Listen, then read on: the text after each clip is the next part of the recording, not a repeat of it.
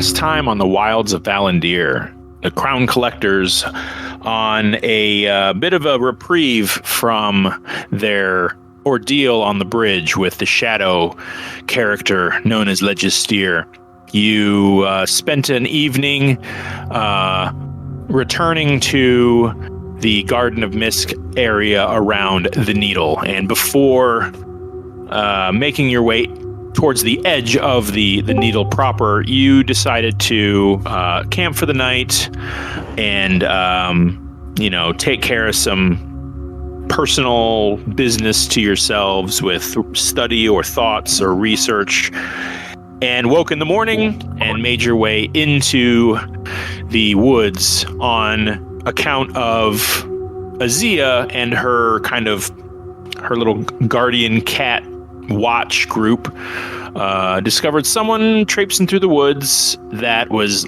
heavily laden with goods strapped to their back. It looks like an elderly gentleman. You caught up to this person.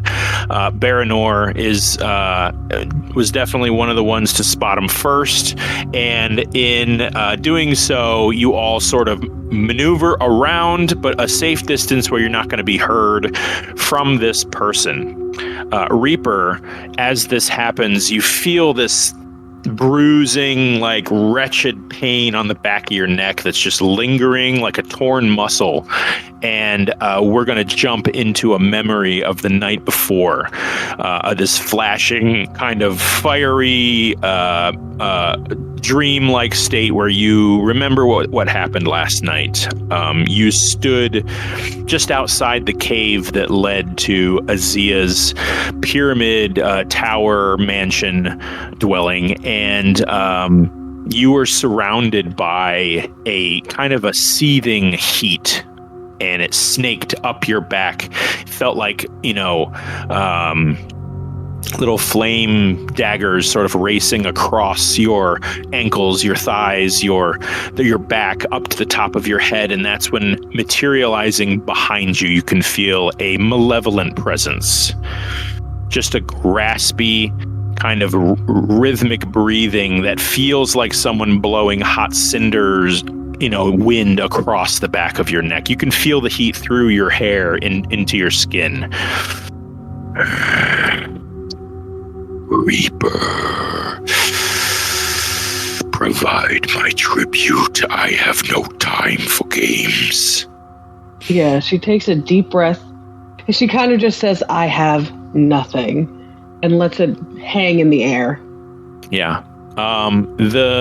The forest, so the geometry or the geography of this area is, it's all forest, and there's this huge rock embankment like Pride Rock from Lion King, and there's a cave at the base of it, and it's 8 feet in and it stops, and that's where Azia put up her little door. You are standing just outside the cave mouth, and you're surrounded by forest all around you, and you feel that heat kind of rise to the point where it almost feels like an instant sunburn. It's not scalding, and the trees around you start to catch fire at the base and climb up, and you feel your body lifted and spun around to the point where this figure before you comes into view, and he raises a fist, and a fireball begins to form, and his eyes glow red. You see this figure before you. Nothing. And the rage begins to build, and he raises his hand as if he's about to strike you with this hand, and he closes his fist, snuffs out the flame, and says, It's all right. No fear. And he begins to caress your cheek, and as his fingers, his gray flesh races across your skin, you feel a searing as if you're being drawn across with a hot knife. You needn't worry, Reaper. I can't expect you to murder someone every day. Why, my little disciple would be arrested eventually.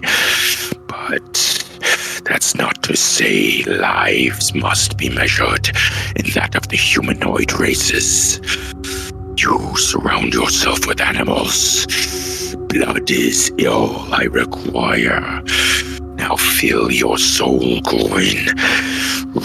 Fulfill your promise, remember. And he goes to grab you from the top, not grab you, but run his fingers across the top of your head and down the back of your head along your hair. You can smell burning hair. It's not like he's setting it on fire, but it's a singeing. Remember our deal. You do your part, and I will continue to do mine. And he begins to let go of the back of your head. You close your eye. You realize you had your eyes closed this whole time, and his voice echoes in the back of your consciousness as the woods before you sway with gentle wind. A stiff pine tree smell in the air. The high crescent moon gives a very faint bit of light across the canopies. You are alone. Okay. Well, I guess I'll go out hunting then. Okay. Yeah. If you wanted to right now, you can give me a survival check and give me go ahead and give me also a perception check as well. Reaper hunting. Not great. 11 for survival, and then perception 3. Perception 3. Okay. Yeah. I mean, Reaper is rattled. It's hard for you to see in the dark, although if as a celestial, do you have dark vision? I do, but I also have Devil's Sight, so... Okay. Whoa. Perfect. So, yeah, you're able to see quite well, and you notice that in this particular part of the woods, there's not a whole lot of nightlife. You do hear like owl here and some like chirpy little birds in the far distance, but you don't find deer, you don't find boar, you don't even find little woodland muskrat creatures. But what you do find in the distance is the sound of a wolf. It's a low growl. Ooh. It steps into view. And even with your dark vision, you can't really see it. You just see kind of a dark outline. Just kind of watching you and slowly advancing, like very slow footfalls in front of it as it keeps its head low under the brush. Ooh. She'll whisper, "I'm sorry," and then Eldritch Blast it. Okay. Make an attack. 23. 23, you hear... As it recoils and falls to the ground briefly, you hear, "Stay your hand. It's just us." And you hear Baranor's voice booming through the trees. He steps between a couple of them and says, I thought you kind of heard her and recognized her, but it's just us. Please do not shoot my dog. Fine. Luna comes out from a bush. I'm going to have you roll damage for that one because you definitely hit her. 14. 14. Ooh. Jeez.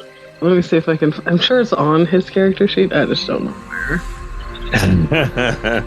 Well, that definitely hits her, and that definitely does damage. She comes stumbling out from behind a bush, and she is heavily limping right now.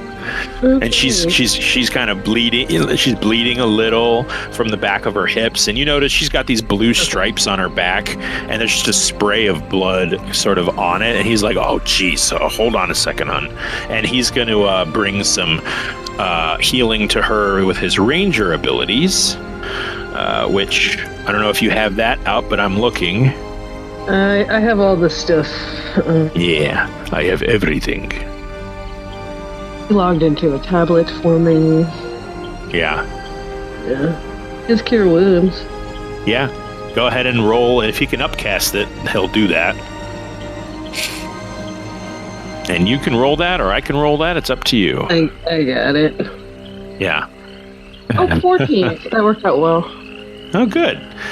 It perfectly heals her ailing body, and she immediately steps between you and Baranor.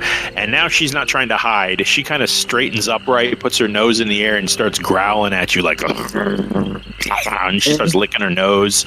And he's like, "Easy, girl." He's like, "Why don't why don't you take the pups out and make a round across the perimeter? And she just kind of begrudgingly like licks her leg and like looks up at you, and she just gives you dagger eyes big time. And he pops the two pups out and they take off. Fair. Oh, fair. Baranor kind of spins around slowly, giving you a side eyes like, everything okay? It's been better. I really don't want to talk about it. All right. What do you want to talk about? Because it seems like it's just us out here. And he's going to kind of make his way, like slowly hike back towards the cave entrance. But you guys at this point are about maybe a 5-minute walk away. Okay. I have to kill something, and I'm just going to walk in the other direction. He's like, whoa. All right. Mind if I tag along? Might have better luck. Doesn't seem to be a whole lot. Doesn't seem to be a whole lot of prey or anything. Not even bait out here. So why don't we? You mind taking a little hike into the mist? Let's go. Let's go. The two of you take off into the night, and by this point, Kravish, you lay in bed back at the camp. Well, not really the camp, back in the pyramid, and you're sort of startled awake accidentally by a stirring in the common room. You guys are all kind of in beds that face a central point of the room where there's a large brass fire pit, and you see Azia kneeling. She's asleep, but she's kneeling in front of her gold bass statue. Everybody else seems to be okay. Koza, he's asleep on his large bed, snoring soundly. Baranor and Reaper are not here. It's not really terribly concerning to you. What you hear, though, is a stirring of your new half-elf, half-drow cleric friend.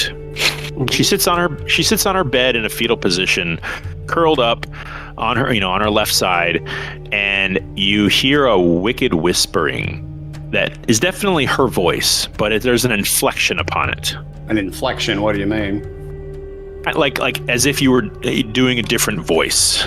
You could tell it was coming from me, but I sound, a little different. Okay. And you're not quite sure. She's on the opposite side of the room. You're not quite sure what she's saying, but she's saying it with it's a hushed, vicious whisper. And it's not. You know how people talk in their sleep? It's usually always not very intelligible. Mm-hmm. But there's something's going on. Okay. Ellie, go ahead. I said I was just going to try to really just try to key in and try to get a sense on what she's saying, right? Okay. You can make a perception check, and from across the room, I'd say you can do it with it at advantage. It's kind of weird. The sound waves in this room kind of direct everything towards the middle or the opposite side of the room. So it's like the acoustics are with these slanted walls of this pyramid. You're able to kind of hear things. Okay. You're able to hear things that are kind of ricochet off the wall.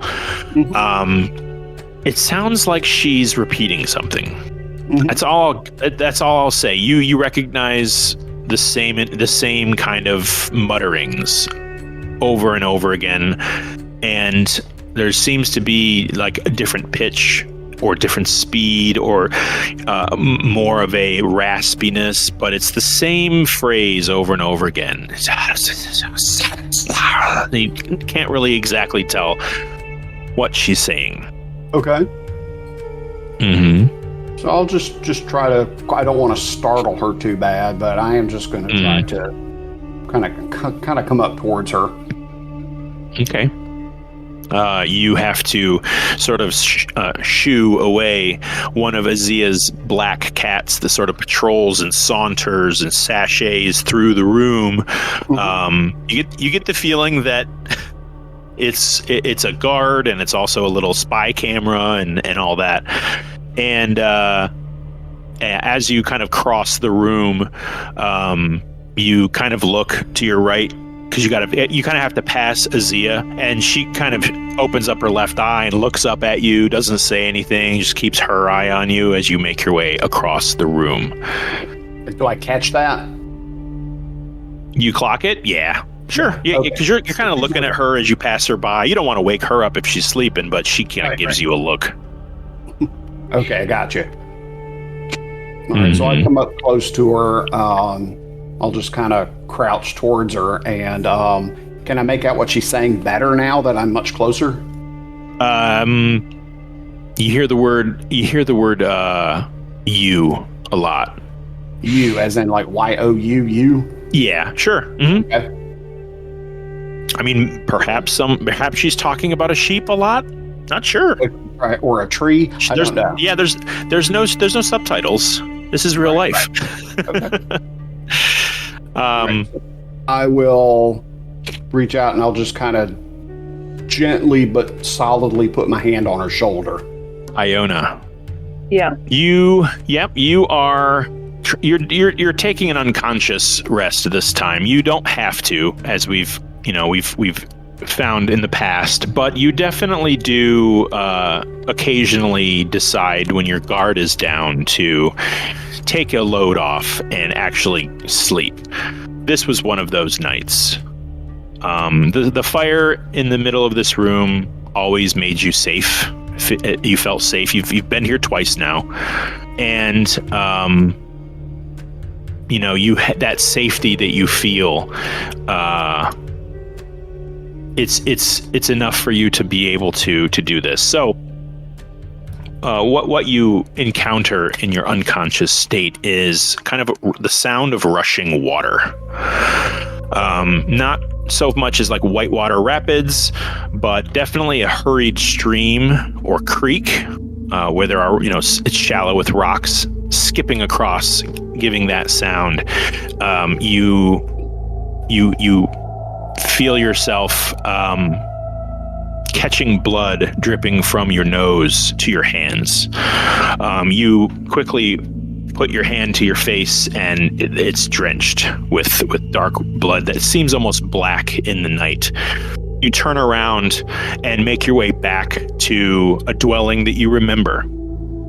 It wasn't your house at your settlement, your commune. It was sort of a local gathering building. It was always sort of falling over, and it definitely could use some repair, but you skip past that and you hear shouting, angry shouting. You hear people arguing, you hear people yelling at each other. And it's not long before a few of them catch sight of you and part ways. They're all wearing mostly earth tones, but a great deal of them have your green and gray and black robes. And they part ways and let you walk forward. And it's where you see the body of your brother with your aunt stepping over him. She looks like she's gone too far. The crowd shouts and jeers at her. She looks back and forth.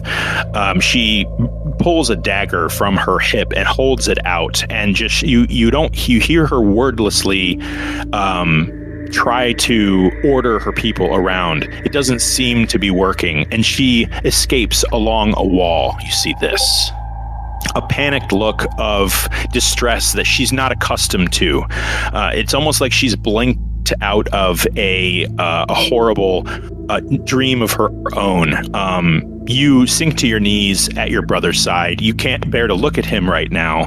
You're just watching her, and a wispy mist encompasses your vision of gray and green smoke, blinding you to nothing but a cloud that slowly, wordlessly, hushly reveals a different scene.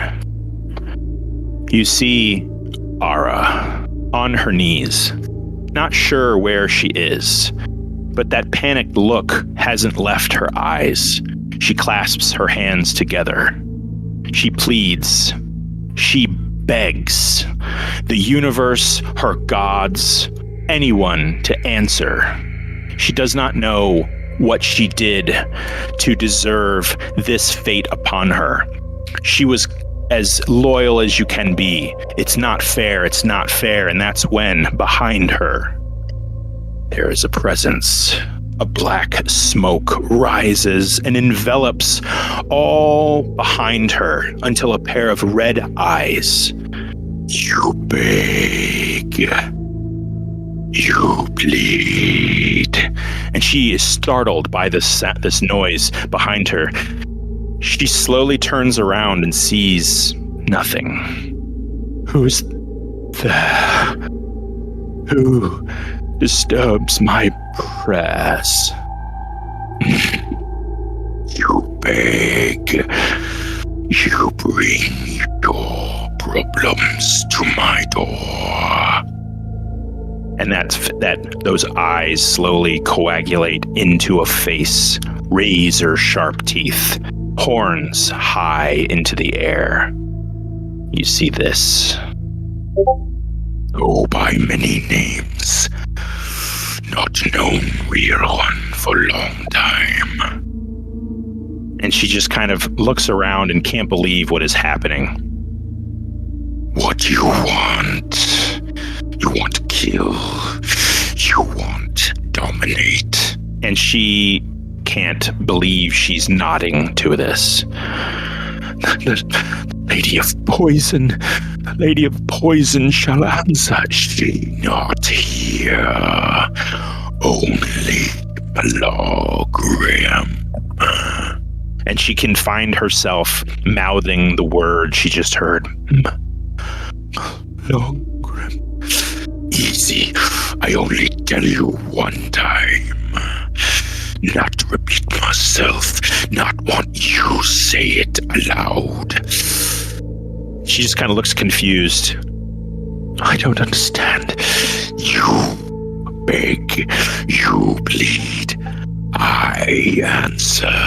Not your Lady of Poison. And she clasps her Tolona medallion across her neck. So much so that the triangular points cut into her skin and you see droplets of blood. No, my lady will help. She will answer me. And he just kind of disappears and says, I give you power to kill.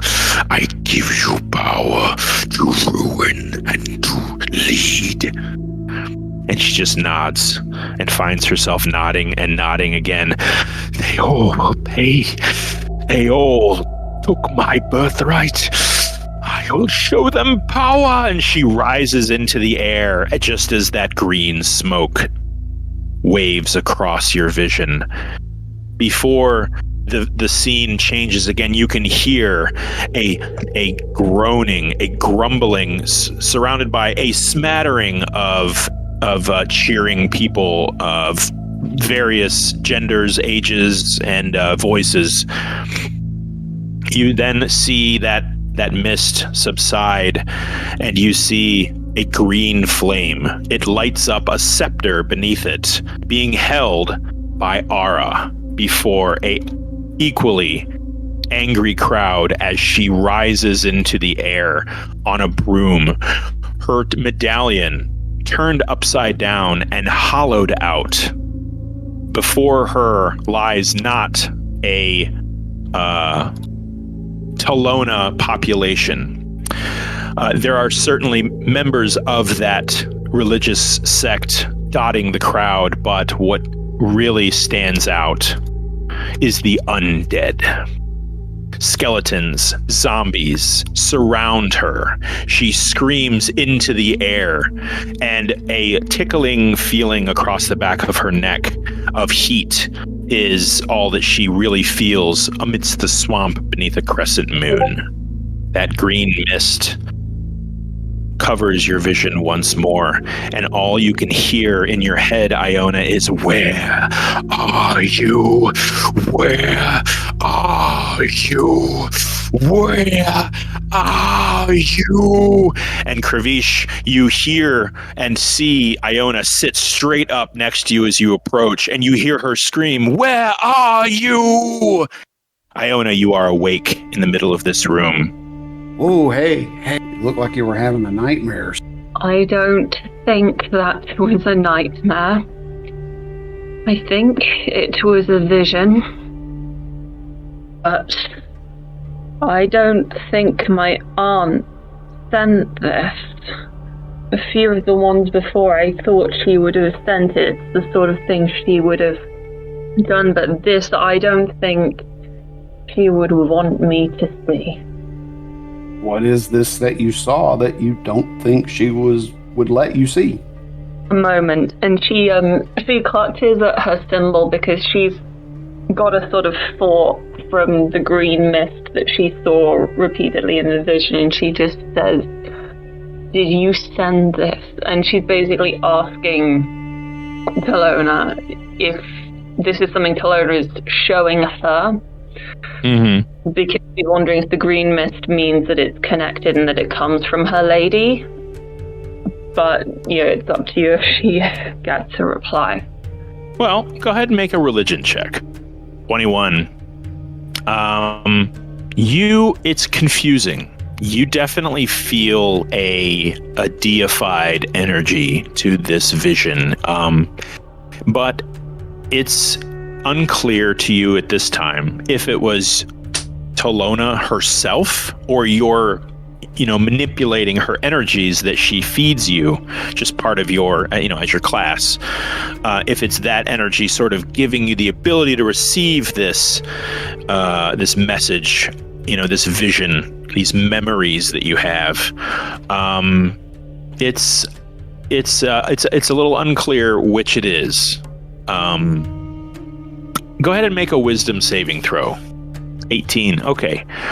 You feel a bout of nausea come to you, and you feel kind of a body heat, accustomed with anxiety when you're asleep. You do feel it's warm in here, and quite uncomfortable. Don't puke. Don't swing my legs off the bed. Yeah, don't puke. I'm looking for like a bowl or something. There are chamber pots all over the place. Okay, I'll find a clean one. Uh-huh. All right. No, Iona, what do you do? I'm sorry. We were all stepping on each other. Okay, so is it that I'm going to throw up no matter what, or can I take my own decisions on this matter? No, you have your own agency. Oh, yeah. Okay, no. Iona doesn't do stuff like that. She's the sort of person where, if this was inevitable, she would... Yeah. She'd do her own thing. The only situation in which Iona vomits is if she's swallowed a poison that she can't deal with any other way. Right. And everything else is she will just hold it there because... But I can see you're getting a little green and a little sweaty, so I'm like, whoa, and I start fanning you. Yeah, so I get up and then so I'm sitting on the side of the bed and I explain my dream and saying that I think that what I saw is, it was a dream, but I think I believe that I was seeing real events, and then I just sort of clasped my holy symbol,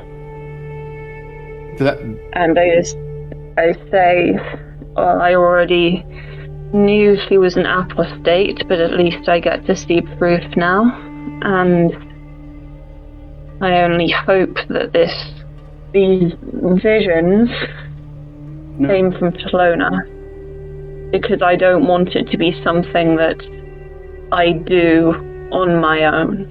Yeah. I'll take one of my, I'll just find like some blank parchment or something like that, or out of my journal. And I'm like, this presence that you saw behind your aunt, you draw it? I'll sketch it. Yeah, you can sketch it out. Yeah, you can, I guess, like, I don't know, I wouldn't know how to do an art check. She's going to describe it to you, so why don't you Kravish, go ahead and make a performance check. You're performing your hands to make a drawing. Okay. Yeah, and she describes something very bestial, very generically demon-y, kind of a skull-like, evil-looking face. You're using what? Are you using? Do you have like an art set, or are you using like charcoal or something? Yeah, I'm just using like a charcoal pencil or quill, just trying to sketch it out, and I rolled a 25. Aha. Yeah. As you kind of sketch this out, it's pretty good. Iona, he's getting it. He's seeing what you were seeing. And he can't draw in colors, but he's making the eyes look like they glow. And the problem is that it was it wasn't amorphous, but it was a very sort of misshapen sort of image. It wasn't a perfectly symmetrical like skull. It was kind of like it was warped or wavy. Distortion to it. Some distortion, yeah. But you definitely got what she was describing. Pointed teeth, hooked nose. It's pretty easy. Pointy ears. What she saw. But it definitely is making her not want to look at it anymore, Iona, as it's pretty much what you saw. Go ahead and make Kravish, you can make a religion check. You can also make a Arcana check. And at this point, I'm going to say, Koza, you've woken up. You're checking this out too. Is still asleep. He's snoozing away, and he's further away than you guys are, so he didn't really hear any of this. You guys are sort of hushing. Okay. He looks like a demon. Mm-hmm. Okay. Yeah, I'm coming up blank. I mean, you've never seen this specifically, but you haven't seen enough images of demons to be like real thorough on things that kind of have demon looks to them. Yeah, Koza, you can also make a religion or arcana check as you're kind of like crooked on your head. You're right next to all this in your bed, and so you're kind of seeing all this happen. You said arcana or what? Arcana or arcana. What did I say? Religion. Arcana or religion. Oh yeah, religion okay. Or arcana. And I'm gonna do religion because I have a much better. All right. Oh boy. That's a natural 20 for a 24. Yeah. So I'm gonna say that you recall what Maven said about this Milagrum. It's almost a history check for you, really, because while you yourself have never encountered this entity, you've been hearing about this creature for a while now, and it has to do with the walking rot. And based on what Iona has said, or not said, this has not been someone that is in line with the Talantar religion. This is something else. And yeah, you'll recall that Maven said that this was a patron of the walking rot. Not a whole lot of description has been given, but that this was a tricky entity that they themselves are imprisoned and wishing to come back somehow, so that they can enact some plan or some service themselves to something else. So, yeah, that's what you recall about this demonic entity. You know it's trapped in some place. Not sure if it's a building, a portal, or what it is. Okay, so I've heard about this thing before. Yeah. Don't know that much about it. You all kind of have. Okay. Yeah.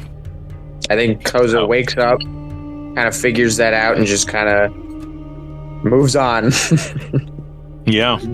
Oh yeah. I remember Starts his day. Starts to ring a bell.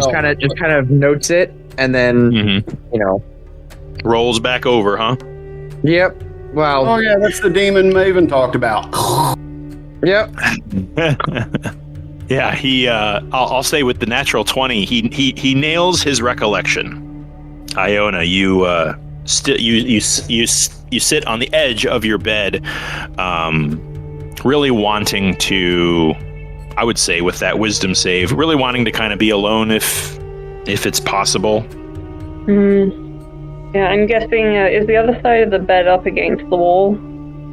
No, this room. She created this room to mimic the common room of the inn at Hopton. So all of the heads of the bed, it's a big circular chamber. All the heads of the bed are up against the wall. The foot of the bed faces the center. There's a big brass fire pit, and there are little kneeling pillows all around the fire pit in case you want to. And that's where Azia is. And you're on the edge of the bed. The other side of you is where Baranor sleeps. He's not there right now. Krish is on the other side. Okay, I'm actually going to swing my legs up back so that they're on the bed, and then I scoot backwards until my back is flat against the headboard. Just, as close to back to the wall as I can get. And, I mean, I'm thinking about seeing my brother's body again. And how because I didn't see the moment of his death. We were in the fight, and then I looked back over at him, and then he was just gone in a way that I knew, even with my abilities, there was no pulling him back from. And sort of feeling that I should have at least seen the moment, the actual moment when it happened. And then, because thinking about that immediately leads me back to thinking of the vision, and I just sort of stare out at nothing. And then eventually I say, my father claimed he could see things, visions. He said it's why he joined the Talontar. We never knew for certain if he was even telling the truth.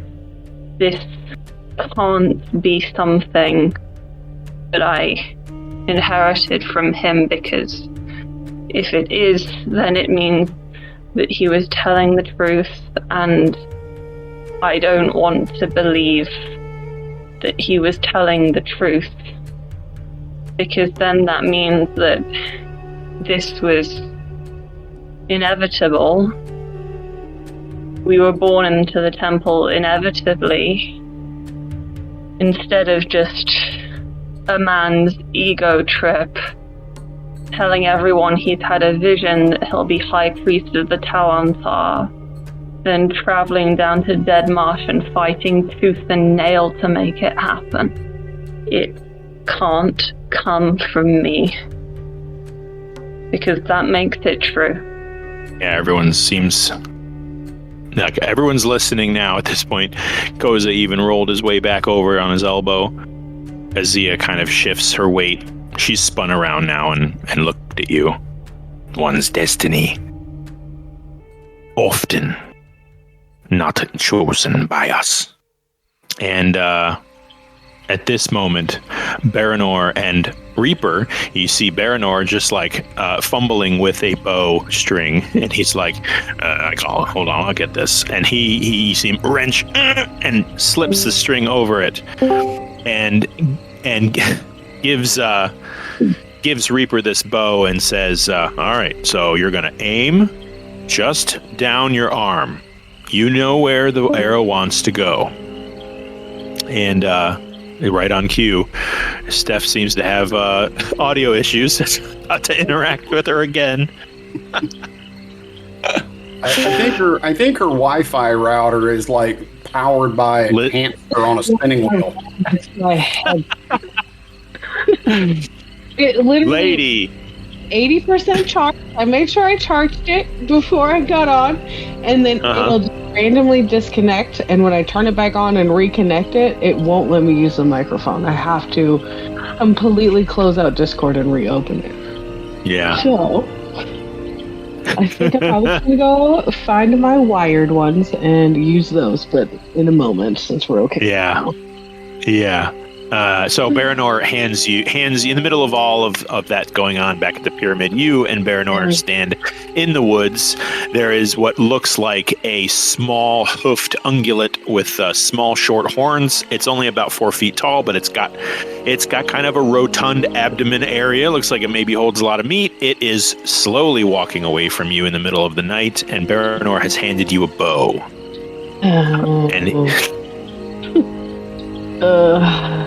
I don't know what to do with this. He's like, I know it's not. He goes, you just pull back on the string and let it go. He goes, look down your arm, and we'll see where it goes. Okay. So, being that you're not proficient with short bows, because I believe those are not simple weapons. Let me see real quick. I believe they are something else. I think a short bow is. Okay, it would be the longbow, right? Longbow is a martial weapon, but I think a short bow. It's just, simple short bow. So you can absolutely, I'm guessing you have proficiency with simple weapons. Yes. So you can make an attack with your proficiency bonus. Okay. And let's see, you can use your charisma. I don't care. Okay. It'll be 12. 15. 15 hits. It hits the small antlered creature right in the rump. You shot me in the ass. Okay. She feels bad. She does. Yeah. That's gonna be let me see. I think it's a 1d6. Yep. Yeah, go ahead and roll 1d6 with your charisma modifier, and let's see what you do. 5. 5. Oh boy. Let me do something. Oh no. Oh, they have 4 hit points. Okay. So you strike this deer right in its rump, but it's kind of small, and you kind of over-pulled on the string because you're not used to doing this, and you sent that arrow full send downrange, and this thing struck it in the butt, but the arrow kept going, and you struck like 15 vital organs in a row and skewered this thing's insides. It drops immediately. There's no squeal, there's no squeak. It just hits the ground, and you your arm is still in the air. You're holding the bow, and you kind of slowly lower it, and you notice that Baranor and Luna are both kind of looking downrange at this dead deer like, and he kind of looks at you slowly. He's like, nice shot. That was totally intentional. Yeah, cleanest kill he's ever seen. And he's like, well, I guess we've got breakfast. And he makes his way to the corpse, and he's like, you want to do the honors? And he pulls one of like 12 daggers on his hip and spins the handle around to you. He's like, I don't mind. She's not trying to hide it. She's just looking at him like she's going to start crying, and she's just going to be like, I think I'm good, thanks, though. Yeah. I killed It's gonna... Oh yeah, Really? it's cute. It's really cute too. It's got these big black eyes and sort of like it's got like a tapered. I'm not gonna do that. It's got like a tapered snout, and it has like a drippy little elephant's like trunk, and and it just sort of looks up. It does not look like it suffered at all. It just has a blank look on its face. Like all of a sudden it was unconscious on its side, and you see Baranor he's got his back to you. He sort of covers it up a little bit, but you can hear him slice into it, and Luna licks her lips a little bit. You're gonna walk around. Oh, that's fucked up. Just gonna walk around to like the other side of a tree and try her hardest to not cry, because she doesn't normally kill animals herself. Yeah. Your solitude is accompanied by a crispness to the air. It's cold this late at night, this early in spring, and there's like a little bit of snow on the ground. It looks like it's been melting lately, so it's kind of like shrunk and in little patches everywhere. But that cold is penetrated by a new kind of a pulse in your pocket of warmth. Okay. Yeah, kind of like that. What is that? Is that an Australian creature or something? Tapir. Is it baby tapir? Adorable. Yeah. Adorable. Little more deer-like, but yeah, just like that. Oh, great. I'm so excited.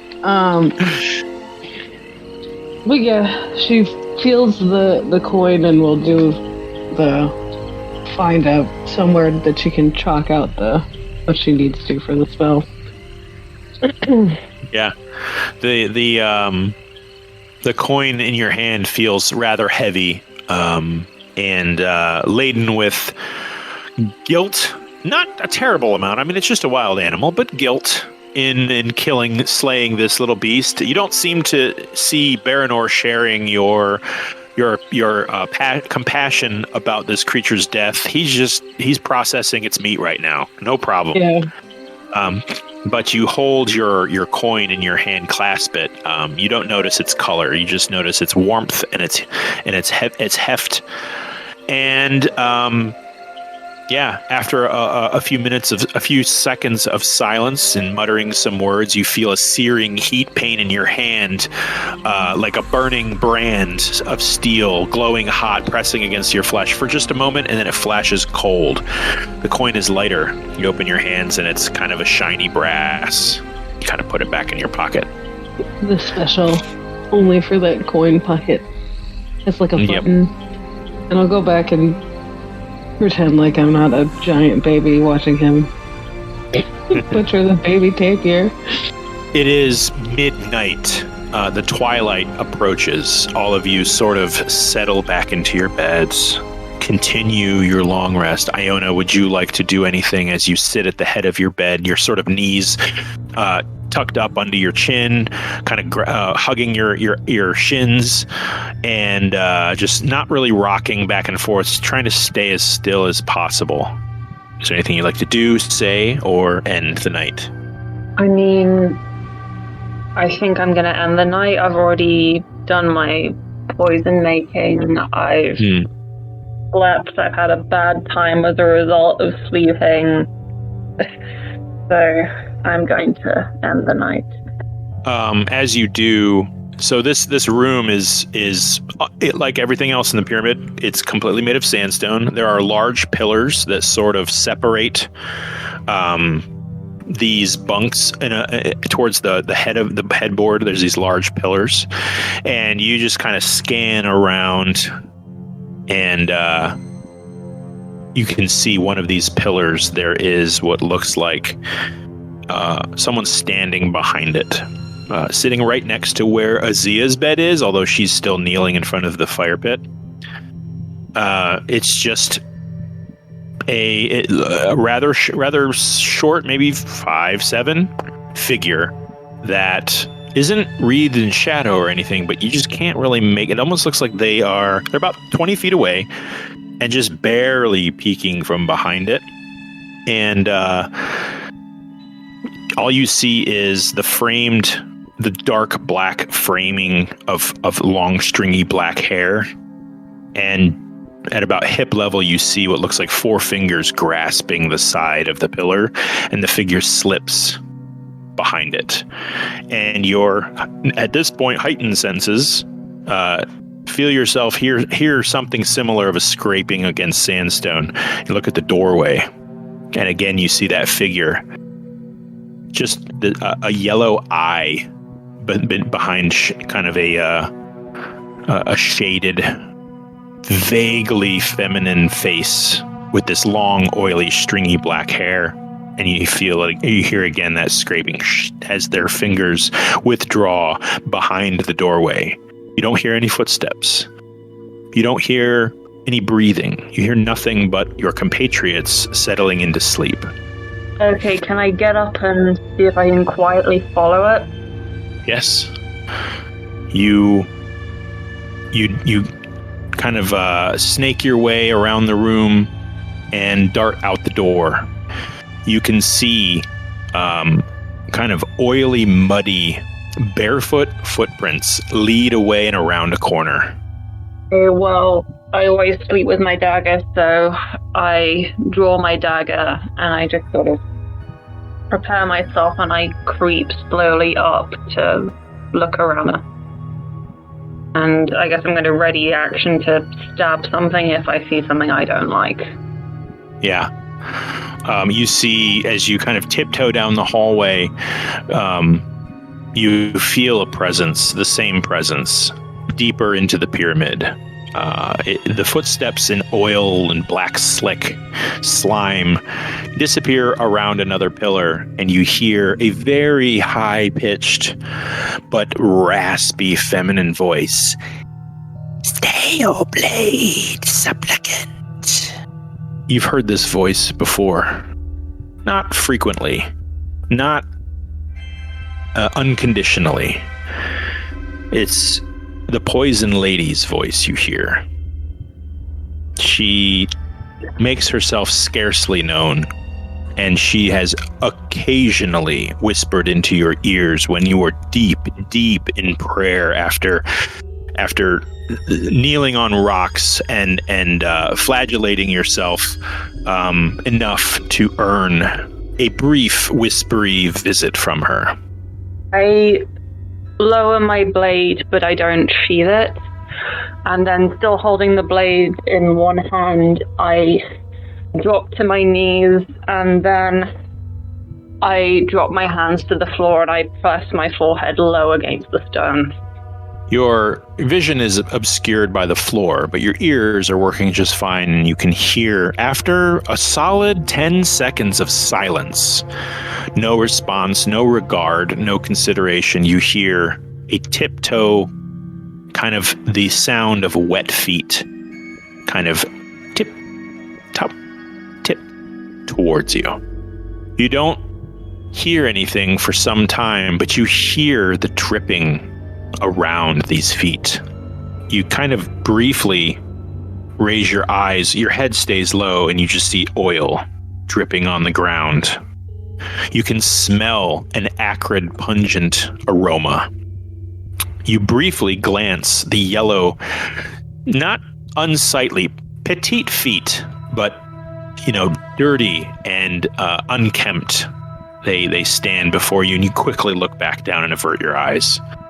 You meddle with other gods, my child. And you hear not a disdain for you, but a disdain for what you're encountering. You sully your hands in the affairs of other patrons. And you don't hear an accusation, just an observation. I do what I have had to do. It is what I always do. You know this, and you know I serve only you. And there's a certain certainty to my voice, because as much as I know I've been allied with people who don't worship her, and I'm going up against people who used to worship her, I do have a level of faith, which is that I fully believe that she knows that I'm not looking at any god other than her. There's a pregnant pause that sort of wafts through the air as that sour, pungent aroma strengthens. It's not exactly... I mean, you've been around poison your whole adult life, really. The smell is something to get used to, and you've long gotten used to it, but it's getting stronger to the point where even you are not recoiling, but realizing that this is about my limit here. And she hisses at you. She perverts me. She poisons against poison. She perverts my followers. You must make her pay. My acolytes, under her command, no longer answer my orders. So it falls to you. And you hear that you, as it sort of permeates. And that oily dripping stops. You feel the presence withdraw. And in its, you kind of slowly raise your eyes, and where she was standing is all clean and perfect, pristine sandstone. I get up, I sheathe my dagger, I go back to bed, and I tell no one. You close your eyes, and everyone else who's no one's really awake. Even Azia at this point, you can hear the rhythmic kind of breath through her nose as she's sort of like, her head is also kind of like slumped down, like she's asleep in a kneeling position. Doesn't look terribly comfortable, but that's her thing. You hear Koza's deeps, chainsaw snoring. Even Kravish is sort of like hanging off one leg off the bed. You finally close your eyes, just trying to sort of organize these things you've seen in one night. The morning comes to all, and we bring ourselves back to the wood, the Garden of Mist region where Azia's spies saw a humanoid man traipsing through the woods. All of you are sort of together, but also surrounding this person. And I can't remember if anybody said they were doing anything. It was almost like you just found yourselves here, and then we ended. So a very long introduction, I guess. What do you wish to do? I think standing what the plan here. I think it was that Koza and I were going to kind of come out front, just try to get ahead of him a little bit, and then come up to him from the road to try to meet him with Baranor and everybody else kind of in position to snipe if things went sideways. Iona, I also remember Iona, you can smell an acrid aroma on him. And being what you do for a living, you know it's some kind of real strong poisonous material. So this fella, he's hunched. He's got a walking stick. He's got a hood on, so the top half of his face is a little obscured. Although you see a large, bulbous, hooked nose, a prominent, scruffy chin.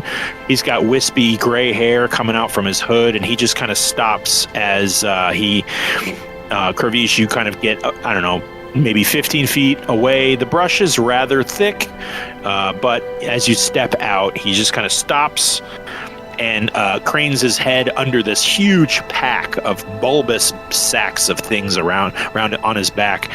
he just kind of mutters, hello? Turge? That you? Fred, I don't know a Turge. He just kind of stops short, like he's zeroing in on where you are, and you can see now his eyes are closed and like wrinkled and sunk in, and he looks like he's definitely tapping the ground with the stick as he comes to a stop, and he says, who are you then? Oh, we're just travelers ourselves heading up the road. Where have you been? No road round here, youngster. I'm not at liberty to say where I'm off to. Make way.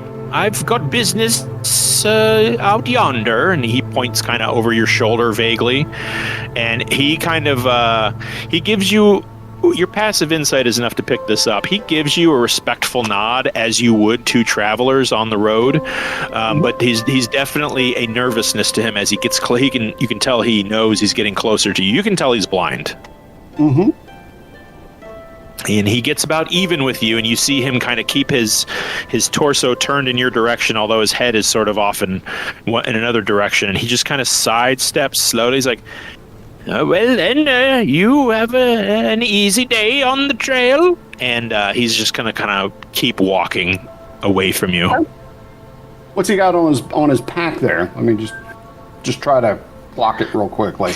Yeah, you can make an investigation check, as he's real close to you at this point. He kind of passes about 5 feet away, and he's, yeah, I mean, everything's covered in leather. You can see the photo of this guy in the session content. He's everything's covered in like leather sacks, and all these leather sacks are like lashed together. You can see some stuff out in the open. He's got some baubles, some silver ornaments that sort of hangs from his pack at the bottom. He's got a cage that looks like some chickens in it. They're not making much noise. He's, you're not sure exactly if they're alive or not, or they're sleeping. Right. But it's a very oversized, comically large amount of gear he's got lashed to his back, and you don't actually see like a knapsack style. It's all just a bunch of bags. Yeah, like the Beverly Hillbillies car, just on his back. Yeah. Like you do smell different things. You smell spices. You smell what smells like dried beef, perhaps a waft of dehydrated fruits. You don't smell anything juicy per se. And that aroma disappears as he walks past you. Oh, I'm like, that is a very interesting and thought-provoking pack you got up there. Is this all for sale, or is this your own stuff? He's like, no time to talk, Sonny. Have a good day and blessings to you. And he's just he's like 15 feet away now as you're just standing here. And if there's anybody with you behind you, you said Koza. Yeah. Koza, he's walking by you too. He's just paying us no mind. Yeah, he doesn't seem to be interested in talking to you guys at all. Well, all right then. Pleasure chatting with you, old timer. Yeah. Koza, your refined nose for herbs and fungus, you can smell him coming a mile away.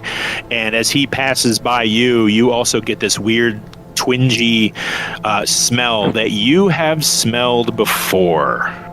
And because I feel that your sense of smell is most closely related to memory, you get this flash of an image where you were kind of in chains and being dragged, and somebody that was in the group that kidnapped you had this smell just under their nose.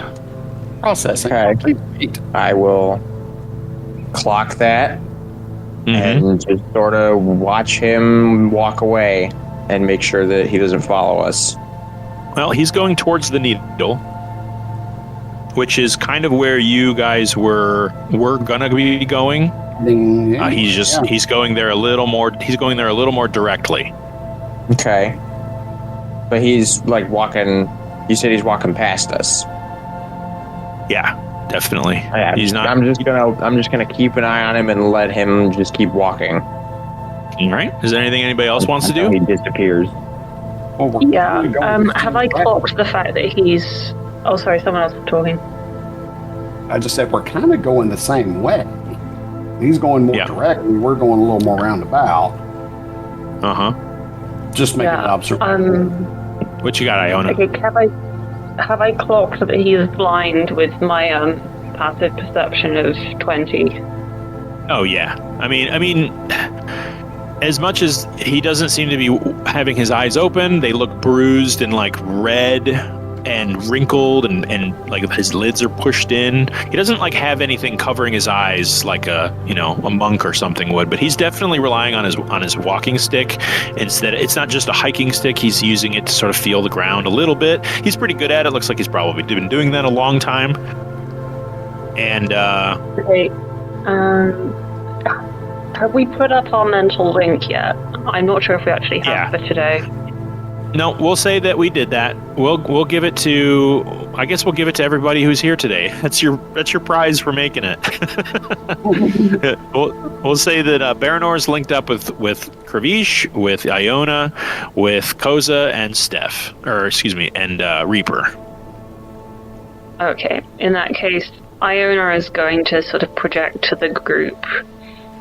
That innocent old man is not an innocent old man. He is heading dead to the needle, and he knows Turge. I want us to stop him.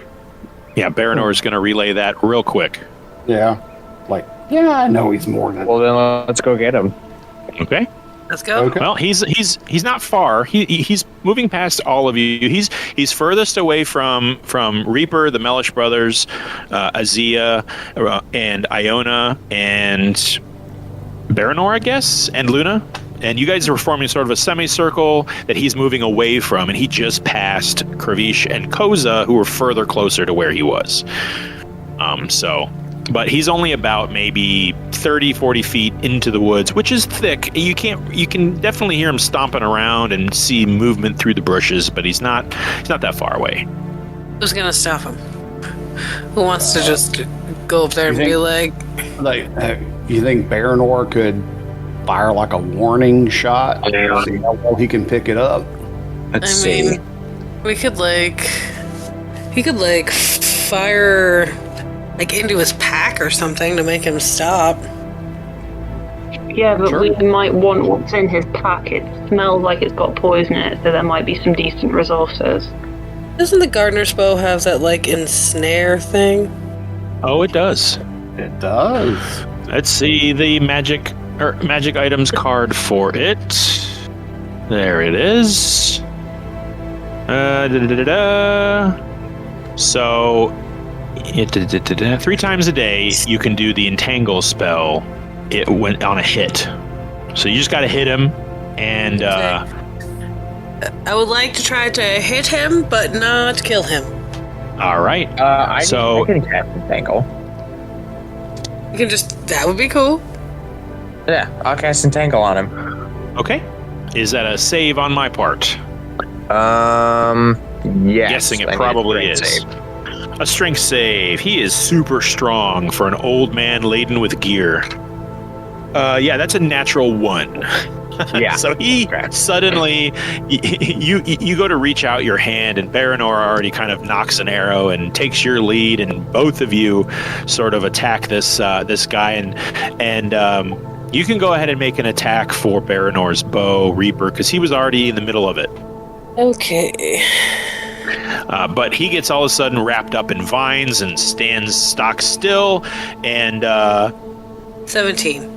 17 definitely hits him. Just for good measure, I think I'll summon my spiritual weapon too.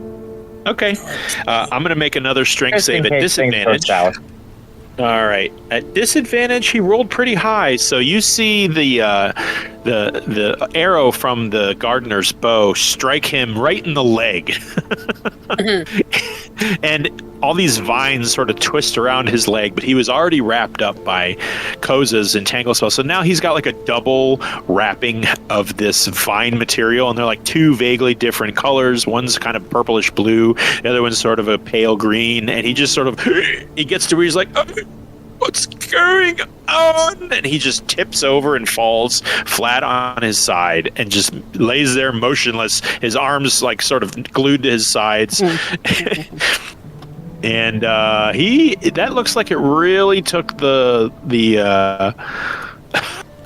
wind out of him. Yeah. Took the piss out of him, yeah. He's lying down now. He's looking around. His mouth is covered by the vines, and it's going up his nose. So it looks like it's a little difficult for him to breathe because he's got two of this effect on him at the same time. I would say, using my druid bullshit, I would get the vines and stuff out of his nose. Okay, you druid craft away the vines that are suffocating him. Yep. So it's dope monk shit, but druid bullshit. I see. Yeah, my druid bullshit. He is immobilized, and at your will, he is whining. He's like, "What's going on? Leave me alone! Don't come any closer!" I will just, hold him and let whoever wants to question him. You got all the vines holding him. Hey, sorry, old timer. We really hate to do this, but we're on a really important mission, and you seem to be heading our way, and so we just needed to chat with you for.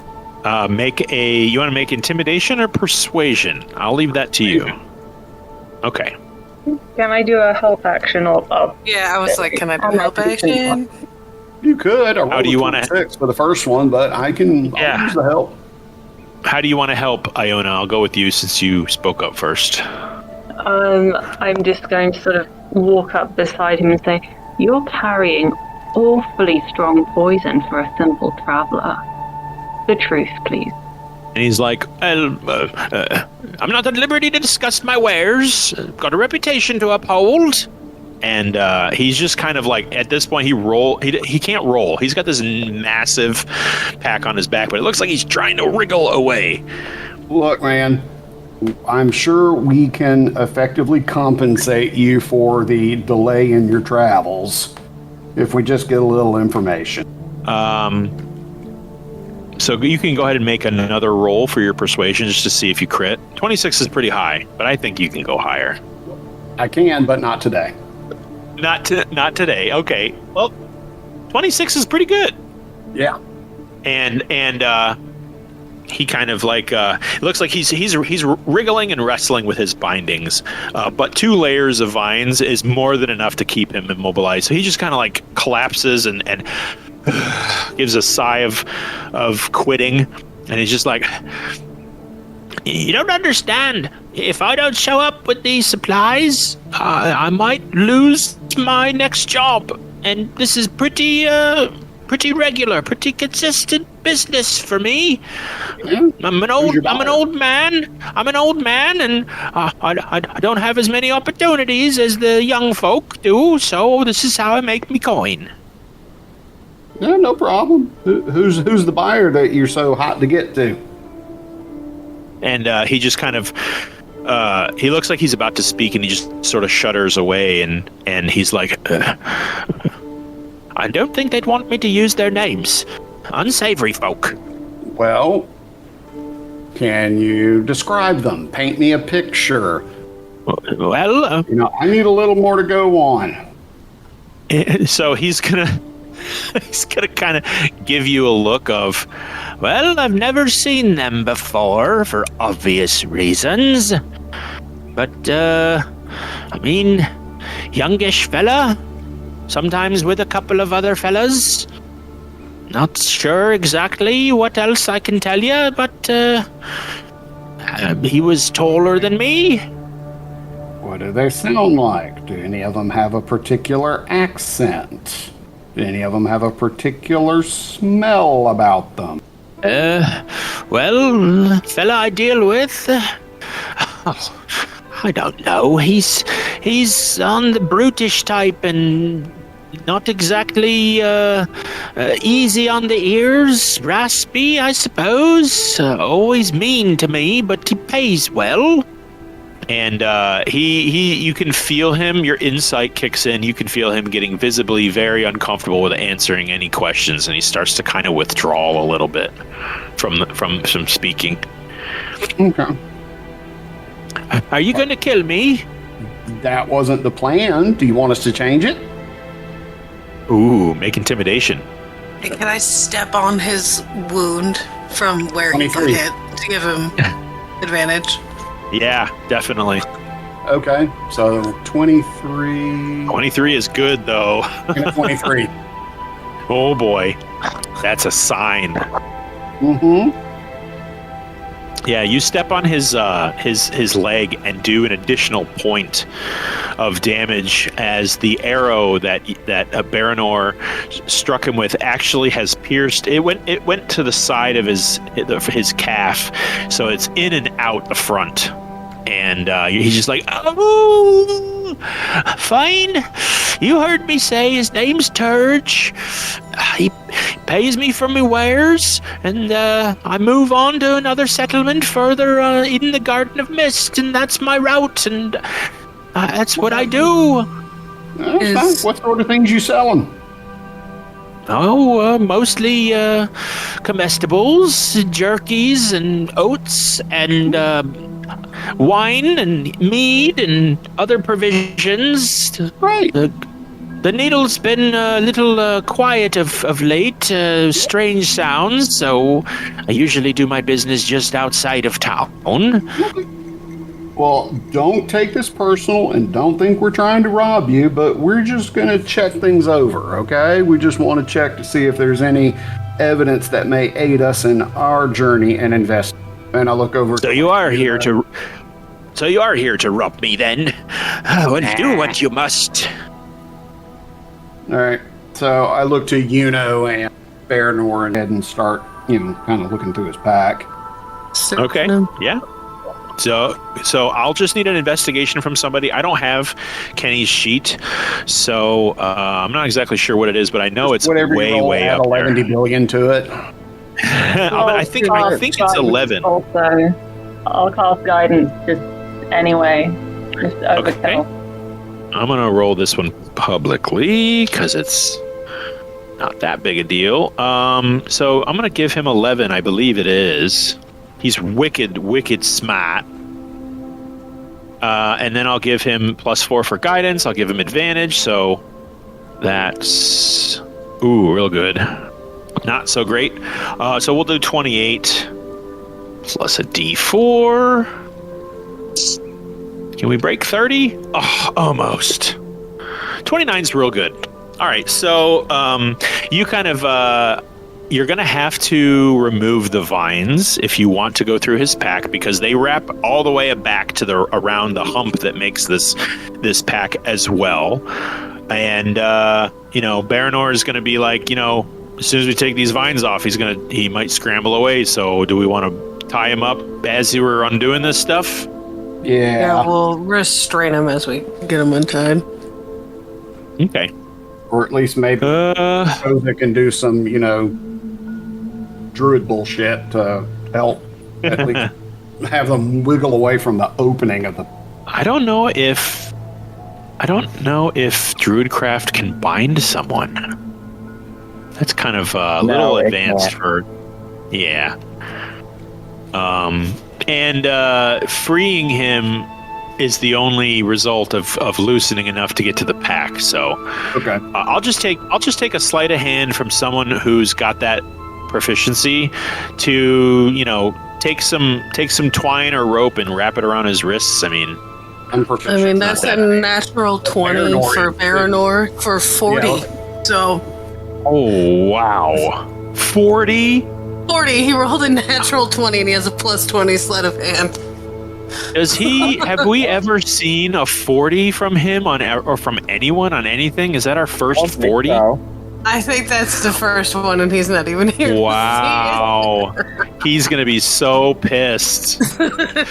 What? So Baranor braids a set of very intricate sort of elfy knots that he's out of nowhere. Out of nowhere, he binds his hands in such a way that this guy, he not only can he not move, but he's sort of hunched over, and his wrists are tied to his ankles, and those are bound together, and there's a nice, pretty little elven knot decoration on where it connects the two together out of rope, and he just sort of stands up and looks at it, super duper proud of himself. And Luna just kind of looks down and looks up at him, and it's like the most intricate knot you guys have ever seen. And he goes, "You think it looks good? All it takes is one little yank on this line right here, and the whole thing comes done." Yeah, well, don't do that right now. Okay, why did you tell him that?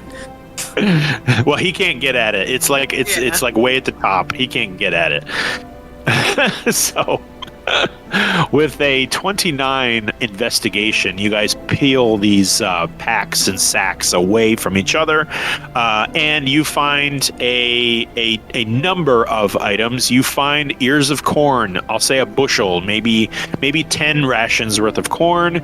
You find a bag of 3 different kinds of oats. There's wheat. There's barley. There is a very large, kind of a brown clay pot with a very small top or stopper, and you uncork it. It's filled with what smells like mead or like a honey ale.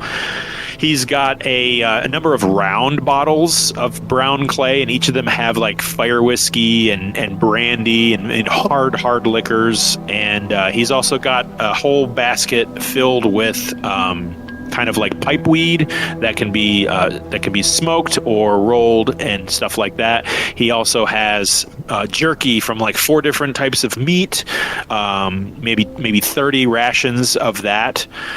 And he has a small pouch of coin. And Yuno's definitely going to go ahead and look in there. He's going to count 52 gold pieces worth of coins. There's only a few gold. There's lots of silver, lots of copper, things like that.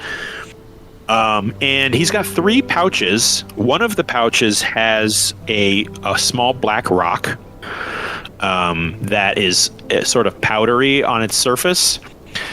There's a pouch of what looks like ingredients to perhaps brew a potion. They don't seem like toxic or nefarious ingredients. They actually smell kind of sweet and fresh and pleasant.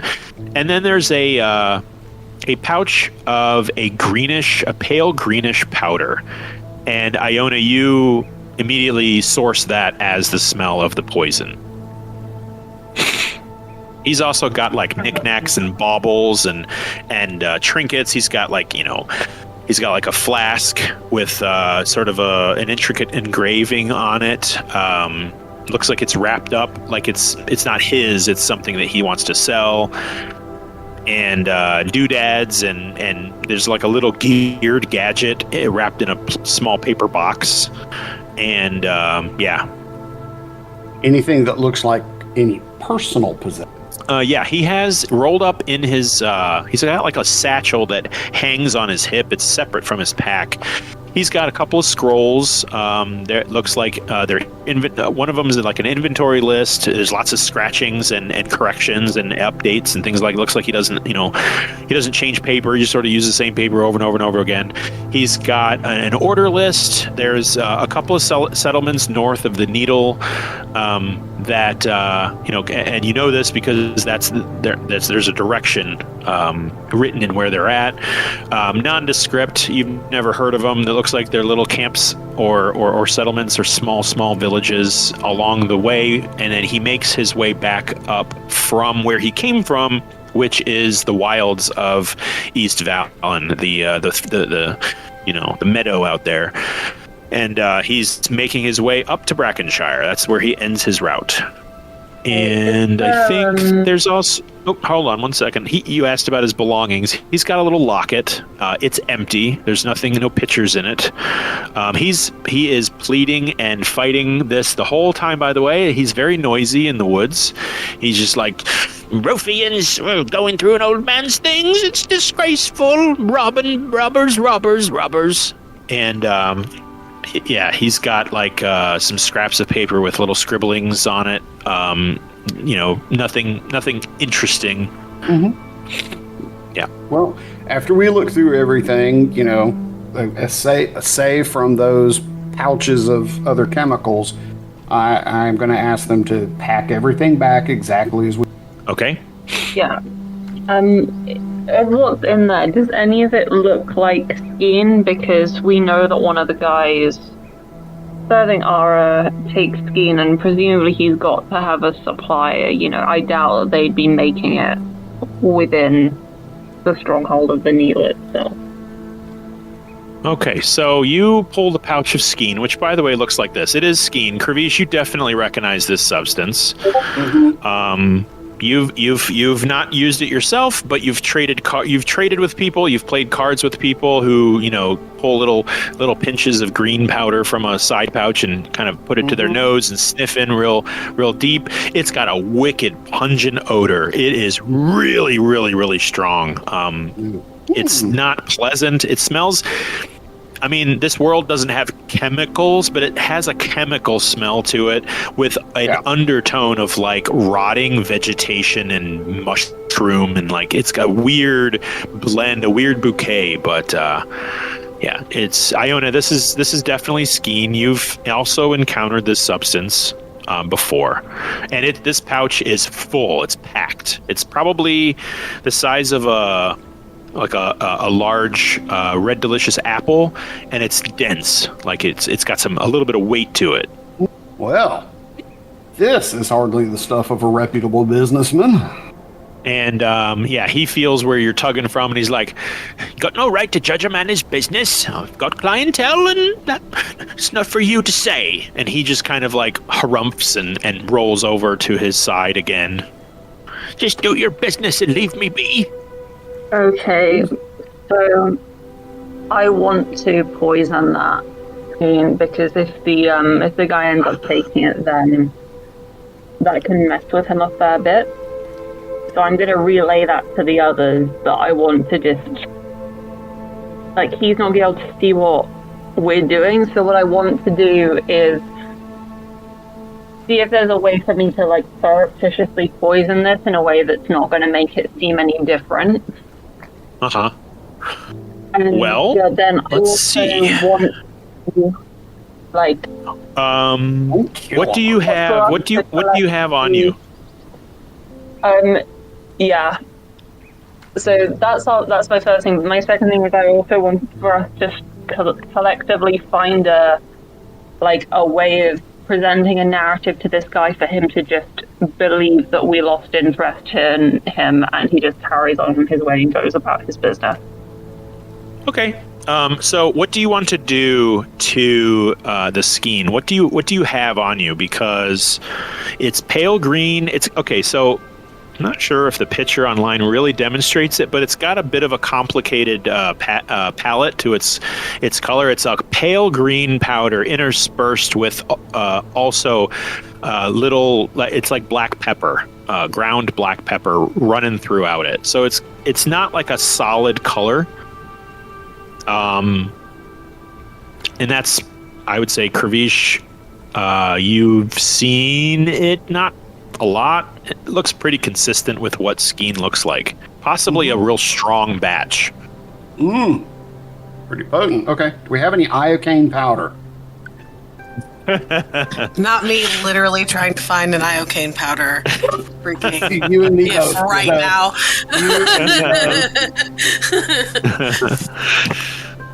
Yeah. Iona, do you have any components that you haven't turned into poison yet? And I'll allow this kind of in psychic discussion. Yeah, I have 2 lots of poison components that are yet to find their way into being poisoned themselves. Are they listed? No, they are the base component. Okay. All right. So I'll say that you definitely have some very pungent. You have 2. So what we worked out is that you need 3 components to make a poison. So you've got 2 left. If you were to grind some stuff up, or to do a couple rolls for you to process this stuff, but we'll say you have some dried plant material that's real spiky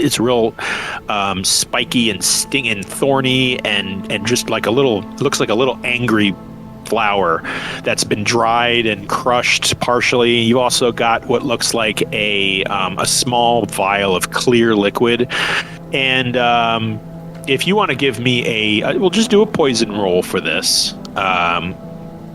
If you were to add ingredients to an already potent poison, I'll say that we, depending on how that roll goes, we'll say that this has been laced, spiked, and we'll see if it's noticeable or not. You can divide part of this amount to sort of test it if you wish. Will testing involve a separate roll, just to know where I'm at? Yes. Aside from processing these materials, we'll also do a roll for you to add it without any visual consequences. Okay. I'll take a moment to test, but I'm gonna guidance myself beforehand as well. Okay. And, I'm just gonna take a very, very small pinch, because I don't want it to seem like anything was actually taken out of the pouch. Yeah, I mean, you could probably get like a teaspoonful of it without there really being a noticeable difference in the amount that's in this pouch. Okay, and then I'll use that plus... Okay, so 16 for testing it out.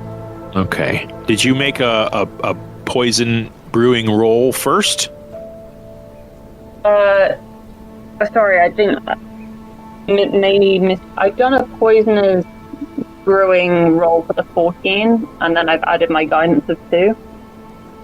So that's you processing this.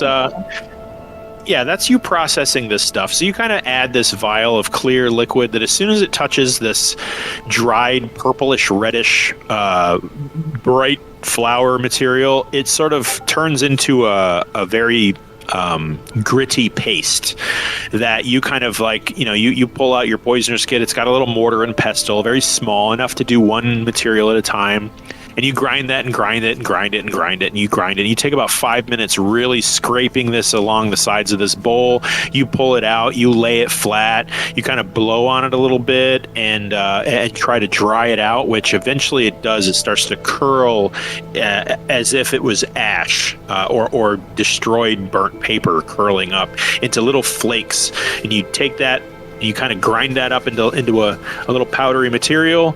And you add a small amount of this black powder to the skein that you've set aside, and you kind of mix it around, and it doesn't really look hardly any different at all. It's almost like you sprinkled a little more black pepper into this. It doesn't really darken it too much. It's in there. And you take kind of a drop of your water skin, and one way to test this is you take a small blade and draw a little bit of blood. And you mix it with the water, you drip it onto the little tiny pile of skein, and instead of just sort of being absorbed, which an innocuous drug really wouldn't affect this liquid, this poison injection, you start to see that blood start to coagulate and bubble slightly, not like fizzling, but it definitely has a reaction to it until suddenly the whole little pile starts to sizzle and melt, and there's a little tiny pop and puff of steam as the thing kind of equalizes and neutralizes its pH and settles down on the ground. Definitely had a reaction. Okay. So now that I know that, first of all, I can poison it without making it obvious, and second of all, that I can do something that might actually have an effect, I'm going to guidance myself again before I do the actual poisoning of the main pouch. Okay. So if you want to make we'll go with a not really sleight of hand. Your poison kit, is that a wisdom-based roll? It's intelligence. Intelligence? Okay. Well, before she does that, and I get a sense of this, I am going to go ahead and cast on Iona, if she'll. I'm going to go ahead and cast Enhance Ability. Okay. To give her advantage on her intelligence. Or is it intelligence? Yeah. I'm going to give you it'll give you advantage on your intelligence checks. You feel a rush of inspiration to that you're confident in your attempt here because you succeeded already on mixing this properly. You also feel like with how much skein there is here, that this amount of poison that you're putting into it is strong. You could actually you could back off a little on how much you introduce into this this stash and still have, I don't know, a little pinch of this stuff left over. So, or you could add it and make this thing 4 times as dangerous as it is as just skein. Yeah, let's not make fentanyl, okay? Yeah, no doubt. Your choice, Iona. I mean, we want to take this guy down, right? We want to. So Yes. So I'm going for as dangerous as possible to whoever is taking this. Okay. You open the pouch. You sort of take you worked on this stuff on like a leaf, and you take the leaf and use it as like a little funnel, and you pour this black flaky material that you've ground into a fine powder. You take it and you insert it into the pouch. You don't touch it with your fingers. Doesn't look like it responds well to organic material. And with a spoon or something, you kind of give the pouch a little stir and cinch it up and shake it up real good. And you open it up and you look in there and it doesn't look any different. You now have a contaminated pouch of skein. The old man is muttering to himself, and looks like he's desperately trying to get out of these bindings very subtly. Not so subtle for those of you who are perceptive. He absolutely fails every one of his strength saves. Yeah, so I'll just hey, relax, man. Don't tell me to relax. Would you relax if you were being robbed on the wood? I very carefully put the pouch back exactly where we found it among his belongings. Just exactly. Okay, where easy it enough. was. Okay, you tie its little string that cinches the pouch. You tie it on his belt where it was, and I think Kavish, you mentioned that you were also equally putting his things back. Does anybody take anything? And I'm saying right now that is definitely going to be like, we need to take something from this guy. And he's just kind of tapping with his foot his coin pouch. I'm wagging my finger. Either we need to give him a reason why we'd leave him alone completely, or we pass ourselves off as simple robbers and take the gold and leave the rest. I like the second Depends on plan. what we can talk about us and leak to other people. Baranor is going to pipe in and say, yeah, that's actually a good idea, because if it looks like he got robbed, maybe they won't be suspicious of anything else that he has. It's just, they took what they wanted and left him. Maybe we should pose as robbers. I mean, he doesn't know who we are. Oh. He doesn't know who we are. He doesn't know what we. He doesn't know what we. Dragon and. Okay, I didn't hear what you said, bud. I'm sorry. I said I'll just say a quick prayer of forgiveness to the Platinum Dragon. Yeah, I don't like this plan, but I like this plan. He only knows what you sound. He only knows what we sound like. He doesn't know what we look like. He doesn't know who we're with. For all he knows, we're just highwaymen. We're just people that rob people on the road. All right, so once we finish getting his stuff put back, we'll all just kind of start to back away. Uh-huh. We'll just start walking off, and except for Baranor, because he knows how to untie the knot. And then I will just use message to just kind of whisper to him as we're a little bit off in the distance. Thank you for your cooperation. You've been very helpful. Have a good rest of your journey. Then Baranor can pop him loose. Okay, what are you taking? The money. Okay. We have to take the money. And if that's the only thing that we know that's worth something, then probably. Wait, wasn't there another bag, like a bag of some black powder? Any idea what that may have been? No, he had we had 3 little pouches on his hip. One was, it had a black rock just a powdery black rock. He had the skein, and then he had a pouch of gold. Right. And as far as valuables, he had a little trinket like sack where there was trinkets in there. One of them was like a little geared gizmo. You don't have no idea what it does unless you study it. He had some books. He had some. He also had one of the pouches. Looks like it had like spell components or something. So if you want to look at the black rock, we can call this. Identify it with his articles. Okay, he's going to. I'm going to go out on a limb and say he's definitely going to cast detect magic on the whole of the pack. There are a few little baubles that give off very, very, very faint magical energy. Whatever they are, like there's a ring in a box, and it's got a little red jewel on it, and it gives off kind of a very small bubble of magical essence. And the black rock also gives off some kind of magical effect. And I'll have him identify with his wand the ring and the rock. And using two uses of his wand, the ring is it's got a protection spell on it, and attuning to it raises your AC by 1. It's in a very nice little mahogany wooden hinged box.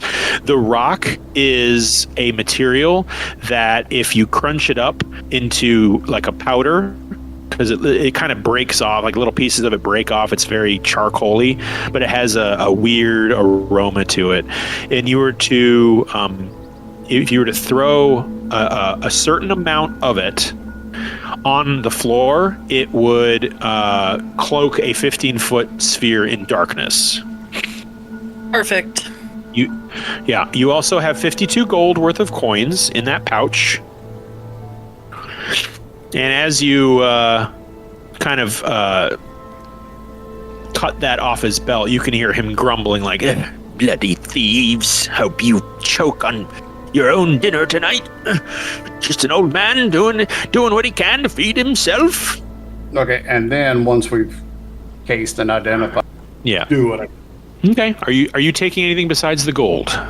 I will take the ring if no one else is taking it. Okay. It's just a common magical item, common magic ring of protection. It requires attunement. It gives you +1 to your AC. The black powdery rock is 4 uses of the darkness spell. Okay. Put that in the pocket. Mm-hmm. And as you all kind of saunter away, he just like, that's right. Get going, you filthy thieves! Filthy thieves! And Baranor quietly he's like kneeling and reaching, and he pulls the string and he runs towards the group. Baranor returns to the group a little disappointed. He's like, that was a nice knot. Yeah, it was a good knot. I dare him to make that roll again. Let's see if he can do it. Well, he eventually, you guys kind of skitter away to where you're sure he can't hear your footsteps, but keeping an eye on him, he does eventually. You hear him kind of like shouting into the air, expecting to hear like something in return, and eventually he kind of like sits up and wriggles his feet and hands loose, hitches his pack,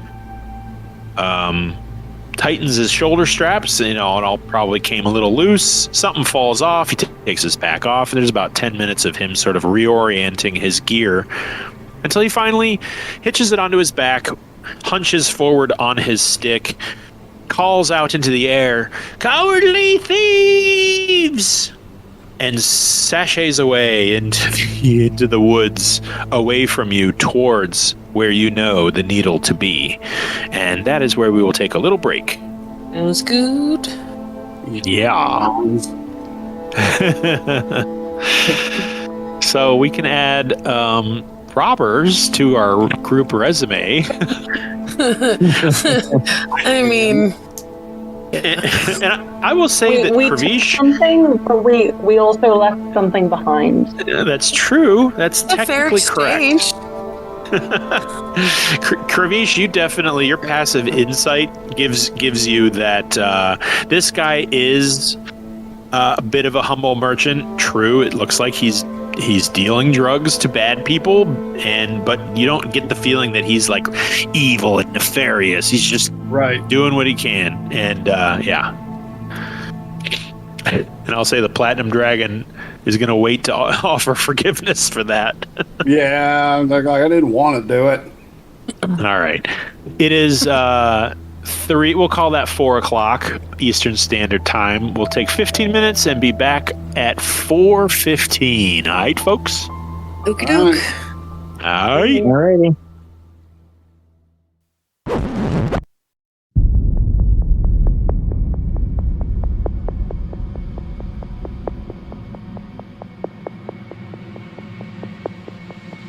Well, looks like we got pretty much everybody back, right? Yeah, gang's all here. Mm-hmm. Just, let's see here. Okay. Sorry about that.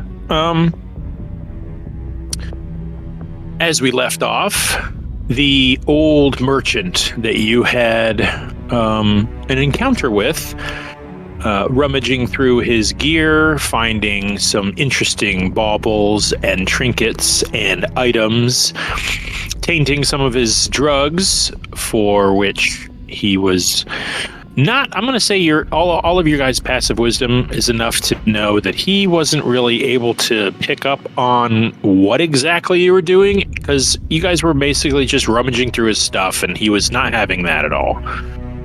So as he disappears through the trees, Baranor kind of gives you all a look like, all right, I'm gonna keep up with him. Is that what we're doing? Me and Luna are gonna be kind of like the link to where he is if you guys want to hang back, or do we all kind of hike through the woods together following this guy? Do we want to follow him? I say you go ahead. We'll follow you. Yeah. I'll follow you in the air. So I'm going to transform into an owl and just sort of go up. All right. You wild shape into an owl. What kind of owl? There's so many.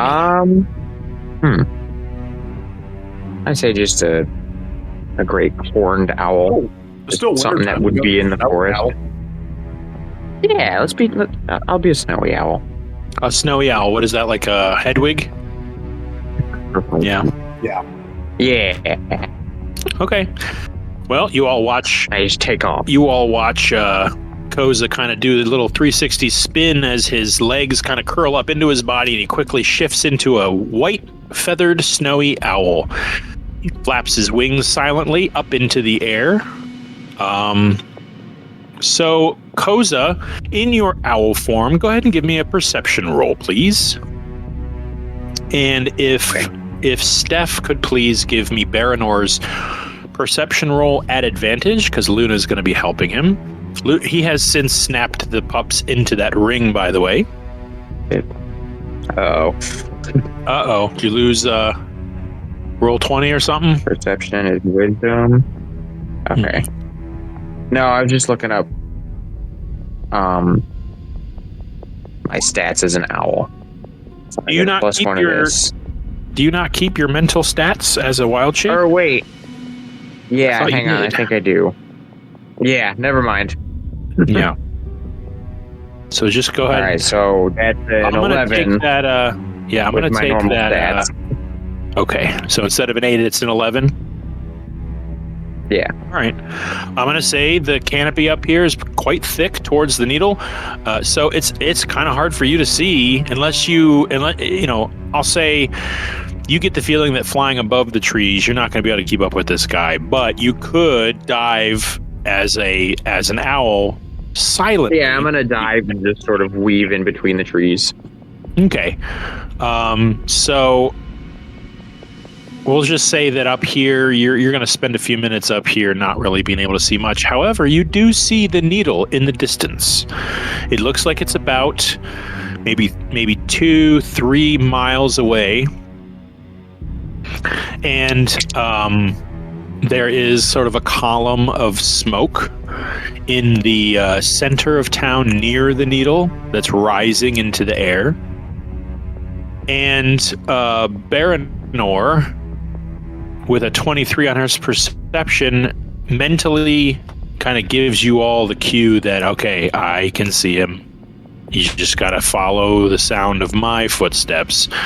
And because he's going to be behind Luna, who is going to be also tracking this guy's movement. So you guys are safe about maybe 50 feet behind this guy to where you all feel that he's too far to be able to hear you moving behind him. But Baranor is going to cast Pass Without a Trace. What's the range on that? Is that 30 feet? Because I think it is. Yes, it's 30 feet. 30 feet radius or diameter? I'm pretty sure it's radius, but give me just a second. I think it's radius as well. No. You radiate a concealing aura in a 30-foot emanation. So yeah, 30 feet from his point. Okay. Yeah, so you guys can be right on the edge of that and add 10 to everyone's stealth check, which I will need from you right now. I will roll for Azia. I mean, it guidance myself for the stealth check just because I can. Yeah, Azia is going to also guidance herself. That's a 23 for me. All right. Oh no! Oh no! That's your guidance. I was gonna say it's 4. That seems low, but it's a green. Yeah, 32 for mine.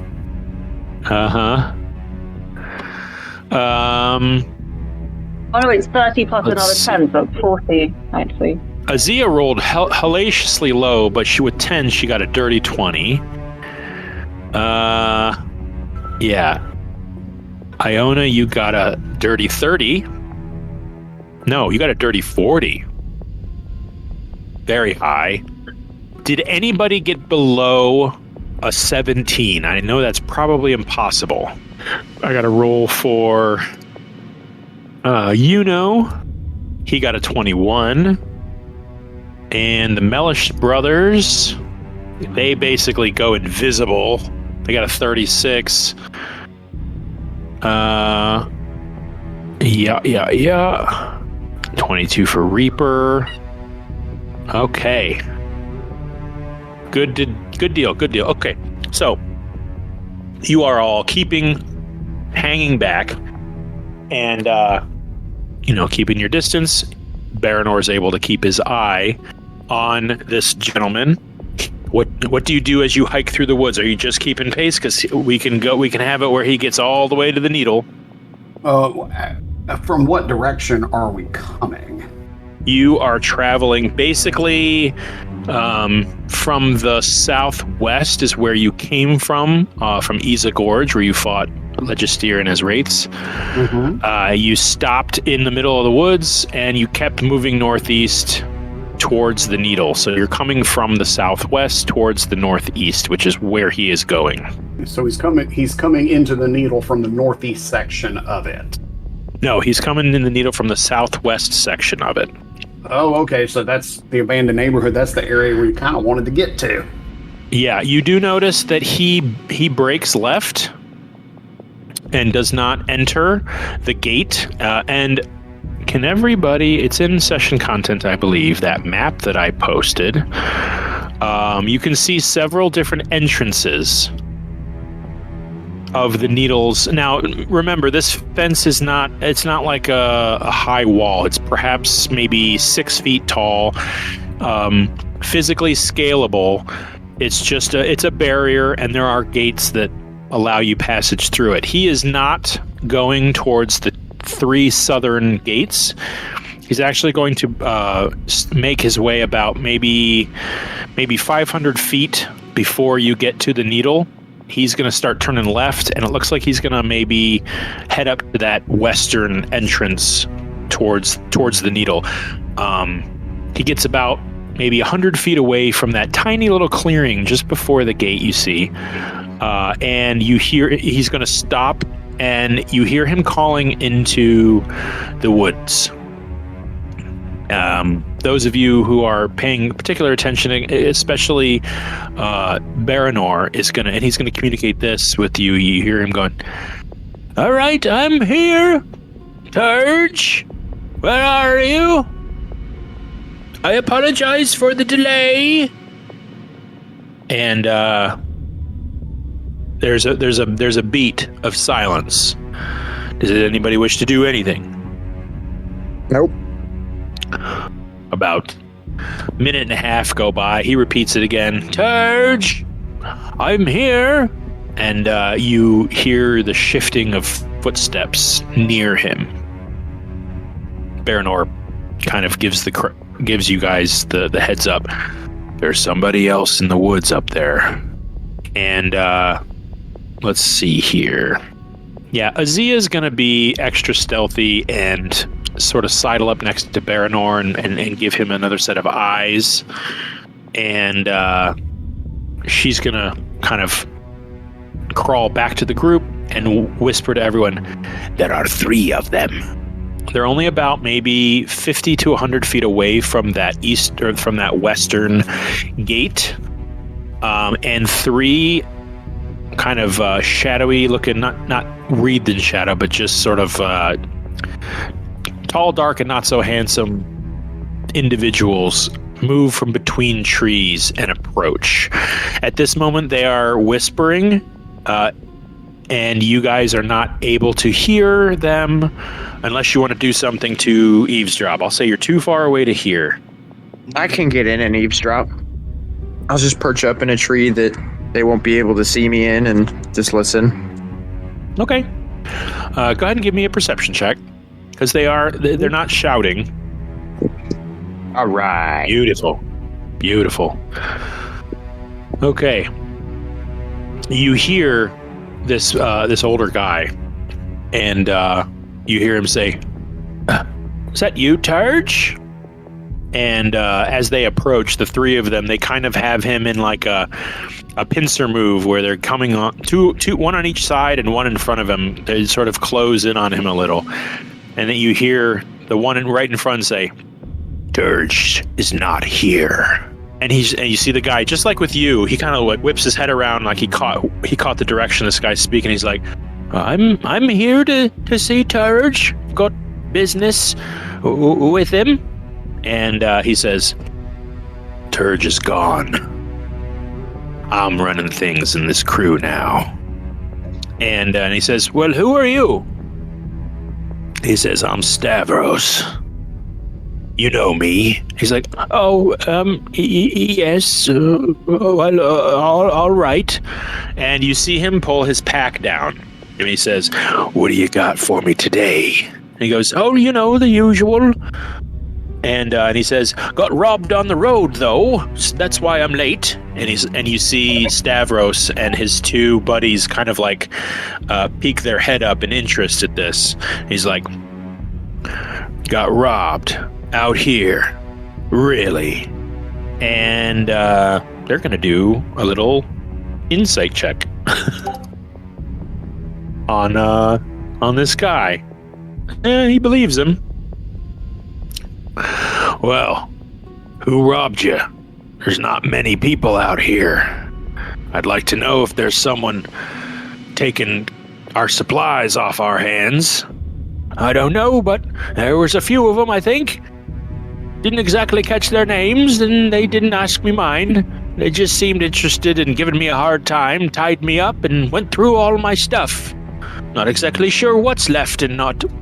And as he's pulling it down, you see him smelling bags, and he comes to the barley and the oats and stuff, and he's just like, "That's still there. So you want to buy barley this time?" He's like, "Yes, I'll take barley. I'll take oats, carrots, corn, I want jerky. I want bread. And he's like, all right. And he looks like he's just sort of separating stuff on his pack.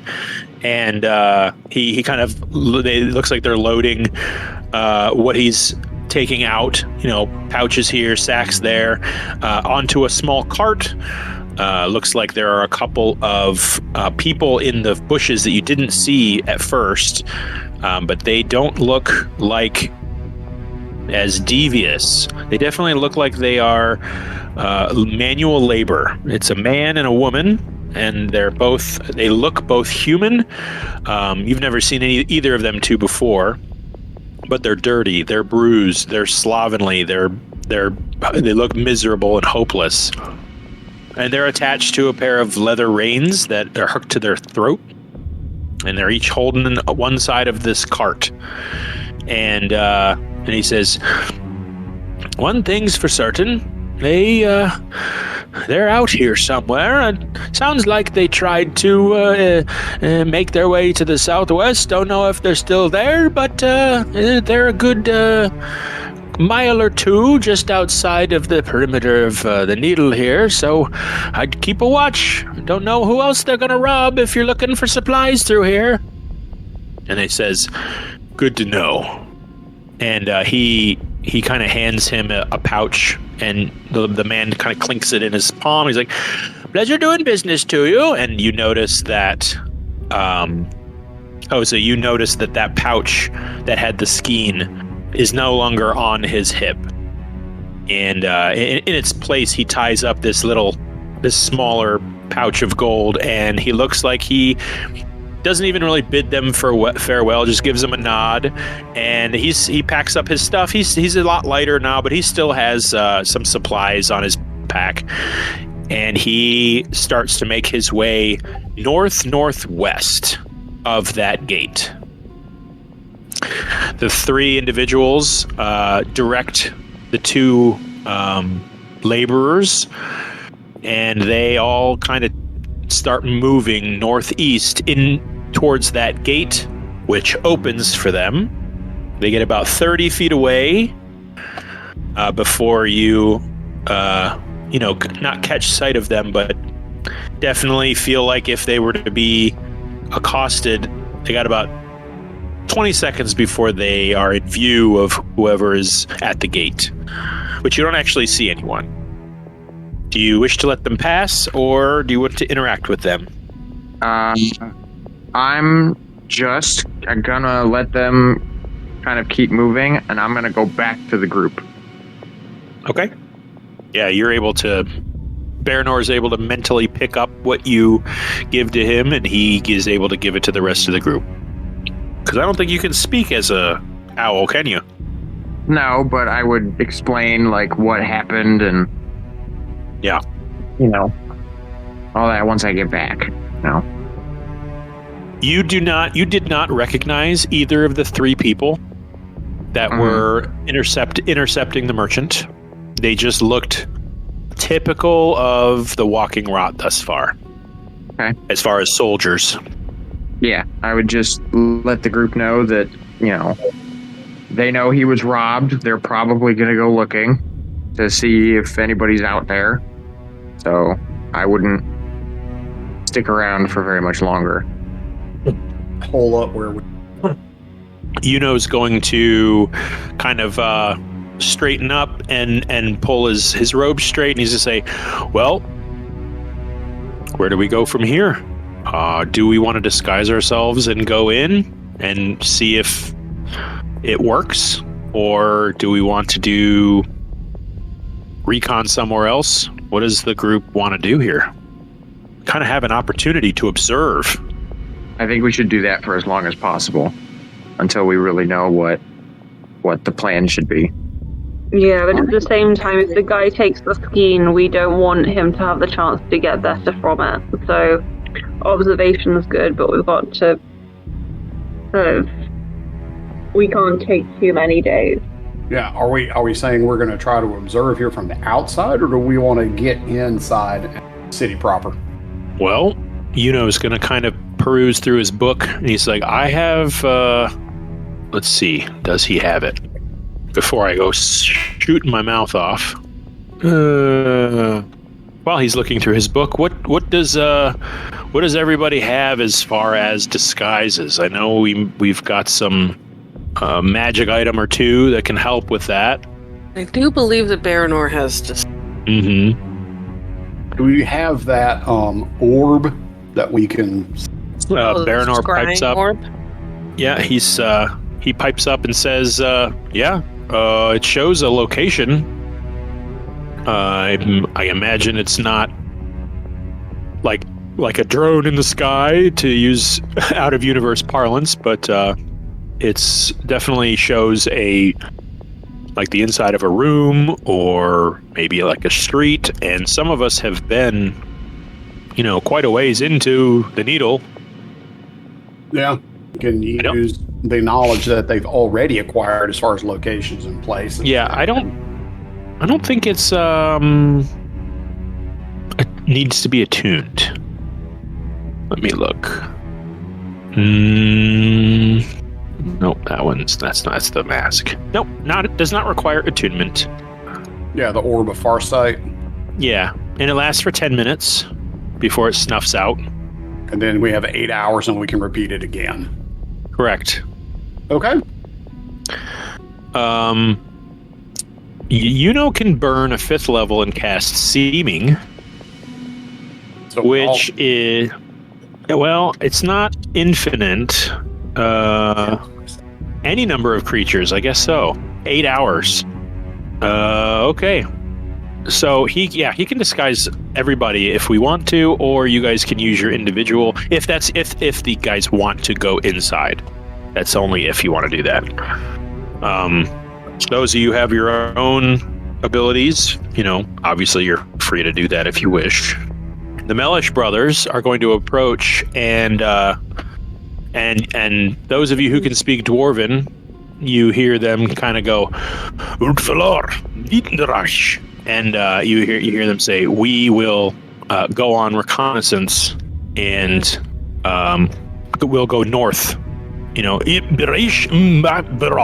And they say they're going to go north and east and wind around the northern side of the village and see what they can see, as that's, you guys have talked about the map before. That's what's least known, is the northern side of the town, and they're just kind of like, tightening their belts and their straps and sheathing their blades, and they raise their hoods.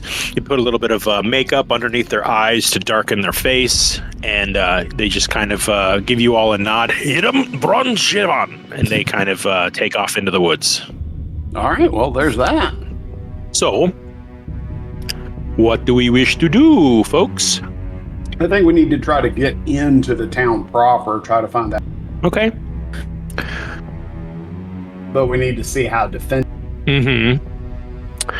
Okay, well, it doesn't take you long, really, to nestle yourself. So if you kind of head over to that southwestern corner, mm-hmm.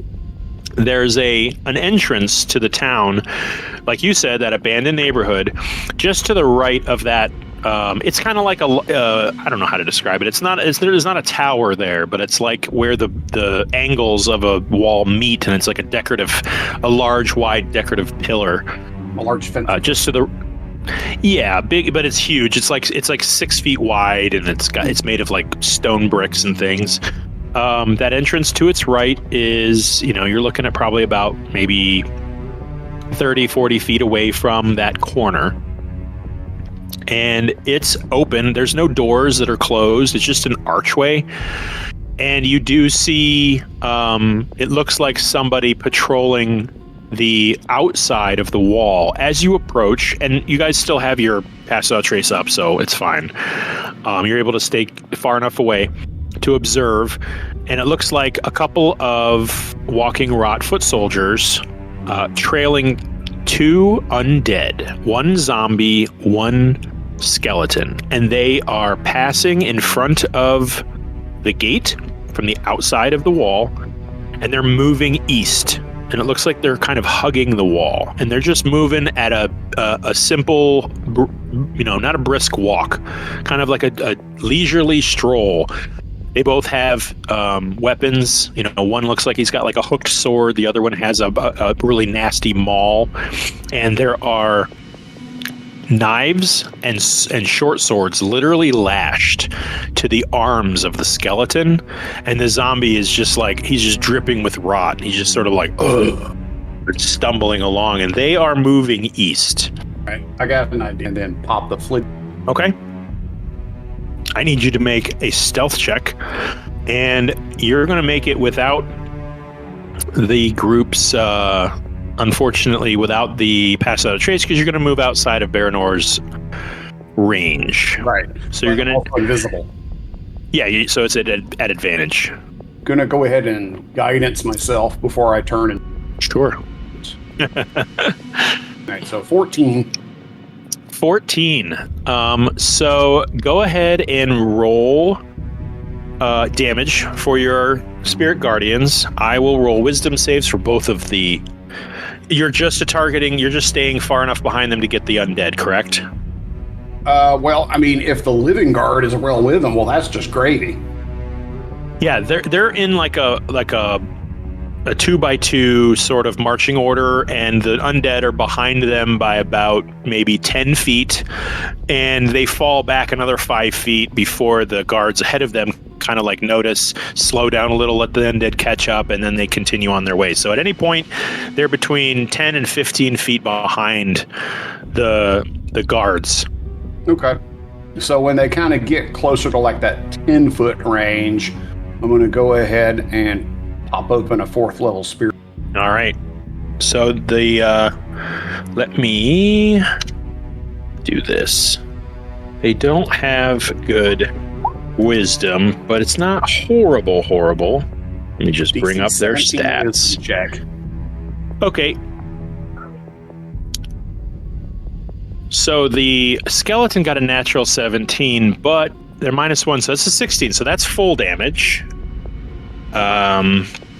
What is your damage on that? I'm looking at 21. Radiant.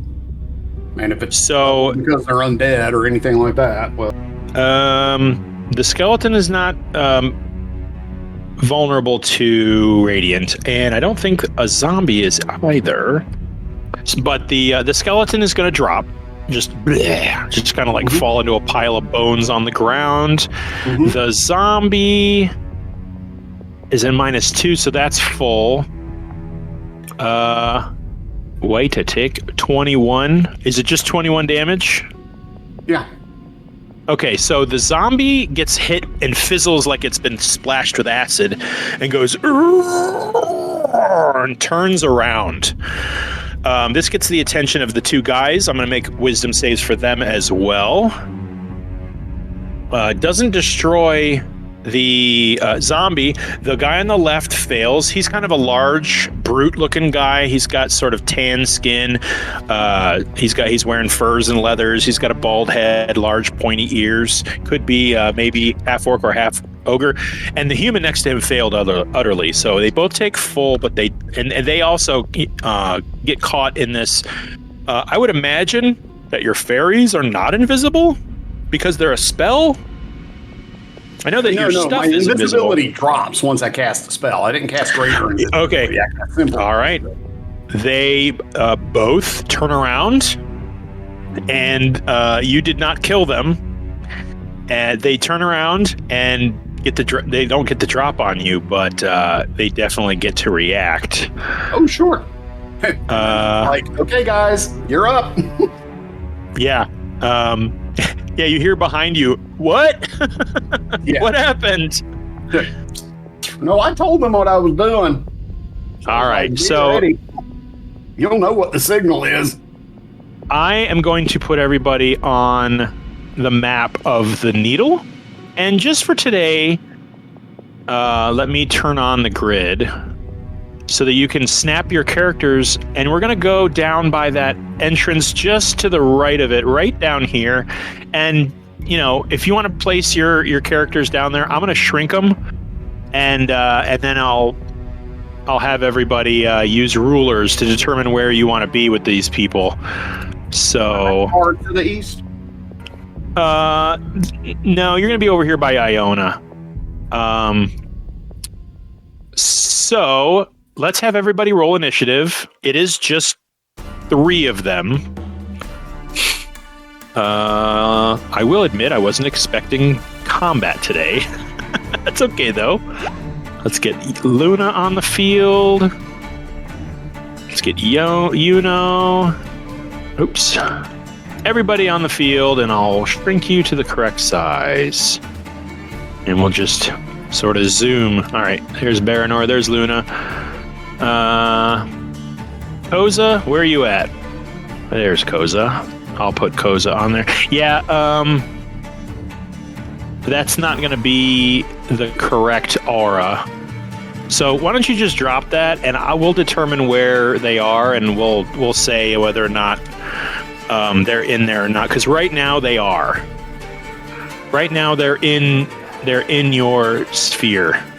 I just need to get everybody else on here, which would be Reaper. Okay, make you. At her. It's okay. Can you move her now?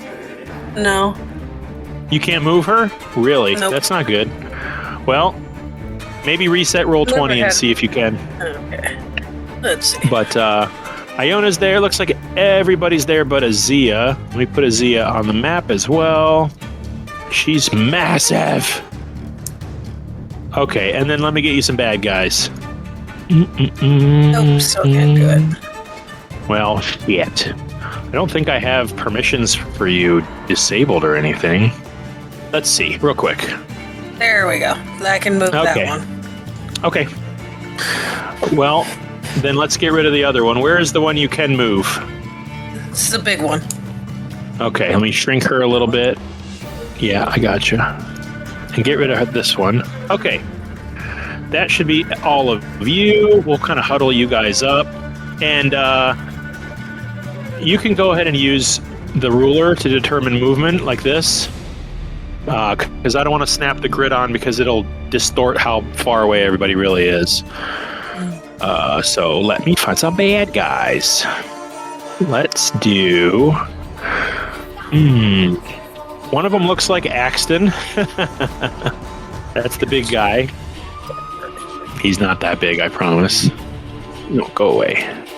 Let's turn him around. Okay. He's going to be right here, which is... Oops, no, I don't want to move. I want you to stay there, and I want you to show 18. He's a little further away. What's the radius? 20 feet? He's got to be within 20 feet of you, right? For me? Yeah. 15. 15. Oh, 15? So he's even closer. He's right here. Okay, and then let me grab a couple more dudes. There we go. There's that other person. No, they're not that big. They're smaller than the brute. And then let's put an undead on the field, a zombie. Not that guy, not that guy. How we doing on turn order here? Are we all... We're missing a bunch of people here. Roll your initiative. I will add a turn for anybody who needs it. I need one. Okay. Steph, are you able to roll for Baranor? I can roll, but I don't have access on roll 20 for his. Oh dear. Okay. Stuff. I'll add his turn. That'll be fine. Where's the zombies? I gotta go way down here. He rolled a 10. Okay. Baranor rolled a 10. There we go. Finally. Sorry, guys.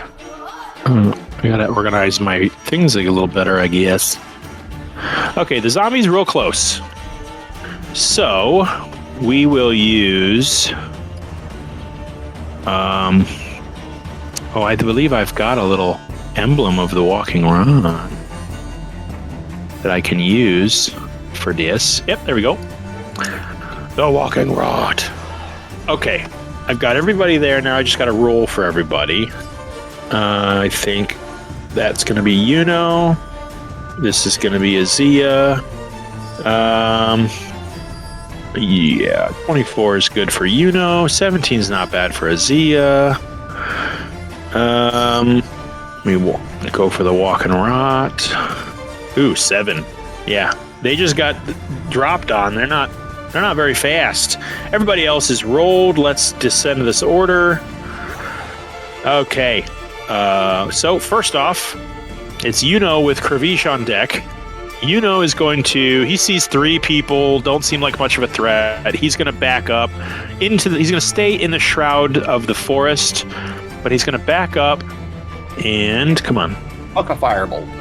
He's going to huck a firebolt at the healthier looking human. He's got plenty of range. So let's go with a 1d10, 23 hits, and he shoots a 1d10 firebolt at this guy and does 2 points of fire damage. Oh boy. He's going to go. Shit. He probably does, but he's not here, and I haven't gotten his character sheet from him yet, so let's see. Maybe firebolt upcasts at a certain level, because y'all are 14. I hope everybody is leveled up already. Yeah, he should. I mean, if it upcasts the way that my cantrips upcast, because firebolt's a wizard cantrip, right? It is. If it does, then it would be, I think it'd be 3d10 for the damage. If it does it the way that my character sheet does it. Maybe even 5 at this point. Yeah, I'm looking it up. Increases 5th level, 17th level. So it's 11th level is 3d10. Okay. So let's roll 2 more 10s. So 2 plus 7, 9 points of fire damage. Rolled real low on all 3 rolls. Sorry, folks. That's going to end his turn. It is Kravish's go. Okay. Go in to melee range. Stab the zombie with Anthem's Edge. All right. D7 to hit. That hits. I'm going to use a Divine Smite. Yeah. And don't forget, its damage, the radiant damage is doubled. Right. Or no, sorry. It's a zombie. Never mind. Mm-hmm. It does not have vulnerabilities. No, my bad. Right, and it didn't crit. So I'm just going to go ahead and roll straight damage at this point, and then I'm going to add the Divine Smite. All right, so 20 total points of damage, 13 piercing, and 7 radiant. Yeah. You notice the zombie trying hard to keep its body together, almost like it's about to drop, and it's trying to will itself cohesion.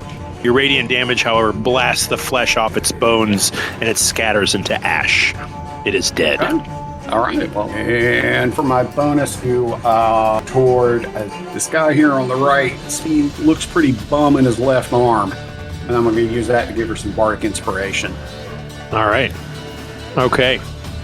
Azia is going to advance, and she's going to pass by Krabish right here and say, "What was the meaning of this? We are making a lot of noise. We have to shut these guys up quickly." And she's going to approach the little guy, from which I believe she had room. Yes, definitely. And she's going to inflict wounds. He's got to make a wisdom save, I believe, or con save. And she's going to go ahead and upcast that. It's a touch spell, so she's got to roll. Let's have her roll. Oh, natural 19. That's going to hit.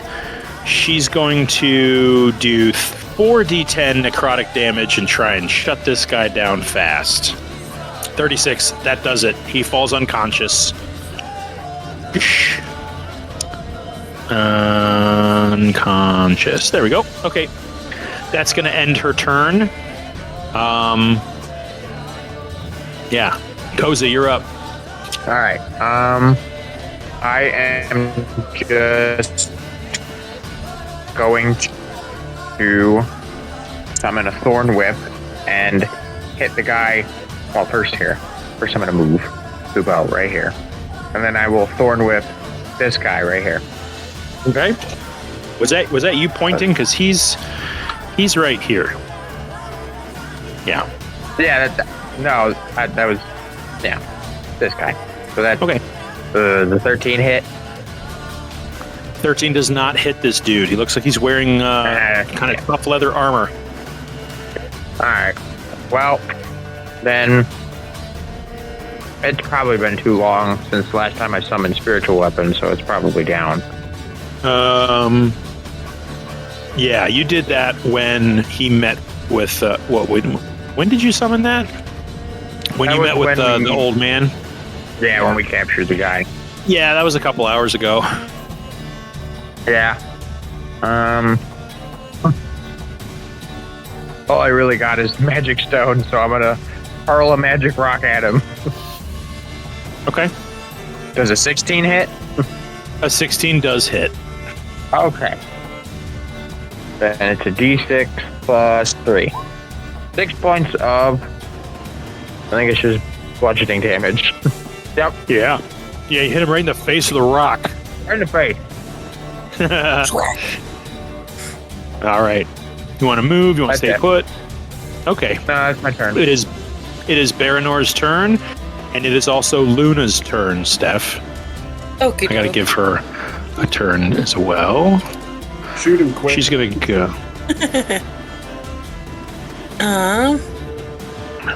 So which one is that one? Okay. Okay, so he's going to throw a psychic dagger at him. Okay. 19 to hit. 19 does hit. And 9 points of damage. All right. He's not looking too good. He's already taken quite a bit of damage from Kravish. He's definitely showing some wear and tear. And then I have no idea where on his sheet all of Luna's stuff is. Oh, by the way, I think I've been skipped down the turn order by accident. Oh, you got deleted? Oh no, you're 10. No, I'm right at the bottom as if I'd just gone. Oh, that's weird. Hold on. There we go. Is that better? Yeah, you're up next. It looks like. Oh no, you should have gone after Koza. So, we'll have you go right after Luna. I don't know how that happened. She'll do a bite attack. Mm-hmm. I'll move her over there. I don't know if you have that. I don't. Okay. I'll just tell me where you want her and I'll put her there. Right there's fine. 16 to hit. Yeah, the bite works. Okay. She does get pack tactics because Azia is right next to her. Okay. So you get is it advantage or is that extra damage? I think it's just advantage. It's advantage. All right. Well, if you want to roll again. So Okay. it's not a crit. He's going to make a strength save or he falls prone. I remember that. I'm sure Bogey will remind me. Yeah, he got like a 19 on that, so I'm sure that passes. 3 points. 3 plus 2, so 5 points of damage. All right. Yeah, bites him right in his leg. With the new thing, it just happens. He's prone. If he's medium or small. Oh, really? Yeah. Yes. Okay. Well, then he's prone then, I guess. I guess all my enemies will always be prone. And that's it. That's okay. What it is. All right, Iona, what would you like to do? Oh, well, he's prone, right? So... Yep. Is that... Ranged attacks have disadvantaged, and melee attacks have advantage. Yeah. So I'm gonna move up. Bonus action to unsheath my sunblade, and then I am going to stab at him. All right. Oh, jeez. Wow. Nice. Damn. That blade wanted to hit. Oh, whoop. Jesus. Yeah. Okay. So that will be 7 radiant damage for him. All right. Still up. And then Well, not up, yeah, but, you know. Still, if he's prone, he get attack of opportunity still, or? That's a good question. Let's see. I don't exactly know the answer to that question, but I'll find out. Yes, it does. Okay, I would then say I'll that stay where I am. they have disadvantage though,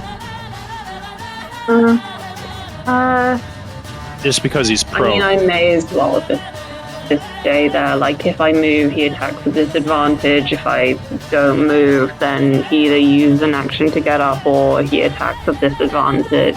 So, Well, it's not an attack to get up. It's just half his movement. oh right, yeah, it's half the movement. Mm-hmm. Yes, it's hard to Okay. turn with a whip. Oh yeah, definitely will. Yeah, I'll just stay where I am. I'll stay where I am. Okay. So his wisdom save is thus a 15. Doesn't feel like a lot.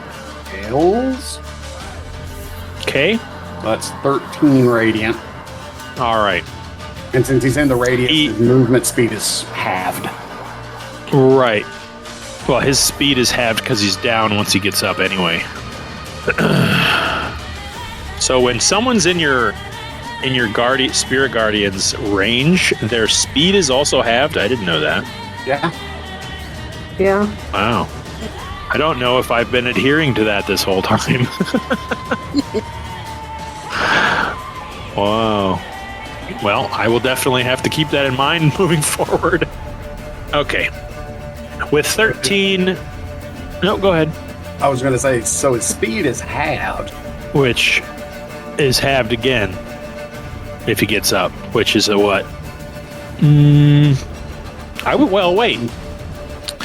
If his speed is halved, he has a new speed, which is 15. Half of that would be 7. Okay, so he's got 7 feet of movement. But it doesn't matter because he falls unconscious.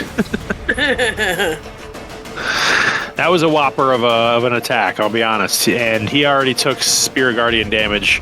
However, he goes down, and as he falls unconscious, he just screams, "Help!" He is unconscious. Okay. I say we drag them into the forest and hide.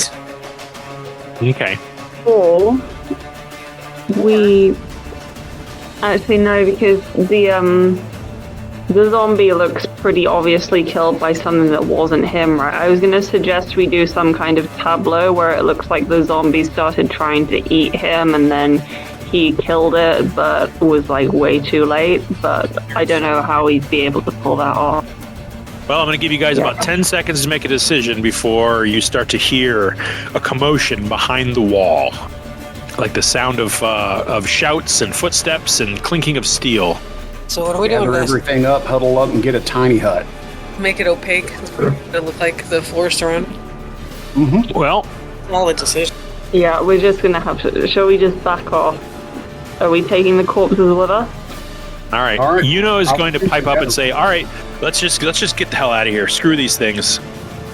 And he's going to say, we need to get as far away as possible because it takes me a minute to make a tiny hut. Okay, let's run. Yeah, and we've already made a lot of noise, so they're going to try and they're probably going to try and investigate. Yep, so Okay. assholes and elbows. So I'm going to say a full sprint is going to negate even pass without a trace. If you're making noise to run, I would say that you're not really going to benefit from that spell right now. So I'll just need a straight roll for stealth. I'm not going to make you roll at disadvantage because, like I said, he still has pass without a trace up, but you're not really gaining too much of a benefit. So I'm going to Stealth. I'm dropping the flitty fairies. Okay, yeah, they're bright. They're kind of giving away your position a little, so they fall away. So Yuno rolls. He got a 14. Not great. Wait a minute. Oh, but that's a D10. Hold on a minute. Let me try that again.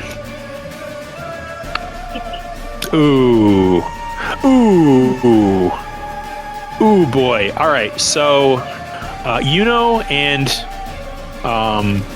Pravish. Who else do I have to roll for? Azia. Reaper's gonna run under the canopy so she's in shadow. Okay. Yes, and she cast is. invisibility so that she can have advantage. All right, no problem. Azia looks like she disappears a little bit. Yeah, I see where I'm just kind of making a big racket, so I'm going to go ahead and cast Greater in. Ooh. Solid decision. Okay, doke. Is that just for you? It's just one. Yeah, it's one individual, one person. Okay. All right. Never. Iona, I need one from you as well. Yeah, I shoot my Sunblade, cast Guidance, and then go for it. Wait, why is it not? Okay, and then I need one from Koza as well. Oh my god. Oh no! I didn't shoot the Sunblade fast enough. We pull out All right, so go ahead. The darkness tapestry. I don't know what the fuck to call it from the bag of holding, and use that as like darkness. But y'all can't see in that, so never mind. I talked myself out. Well, who's got that? That's in the bag of holding, which I think has, and that's a very complicated set of orders while you're running away, and it's 6 seconds. So no, it's fine. I can. I've got my own thing. I got my own thing. I can cast darkness once a day. Okay, where do you want to cast that?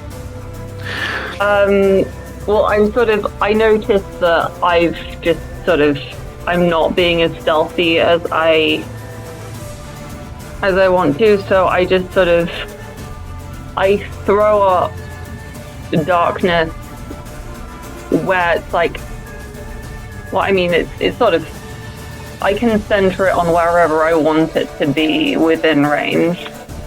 Yeah. I don't believe it. I think you can cast it on yourself, too. It'll move with you.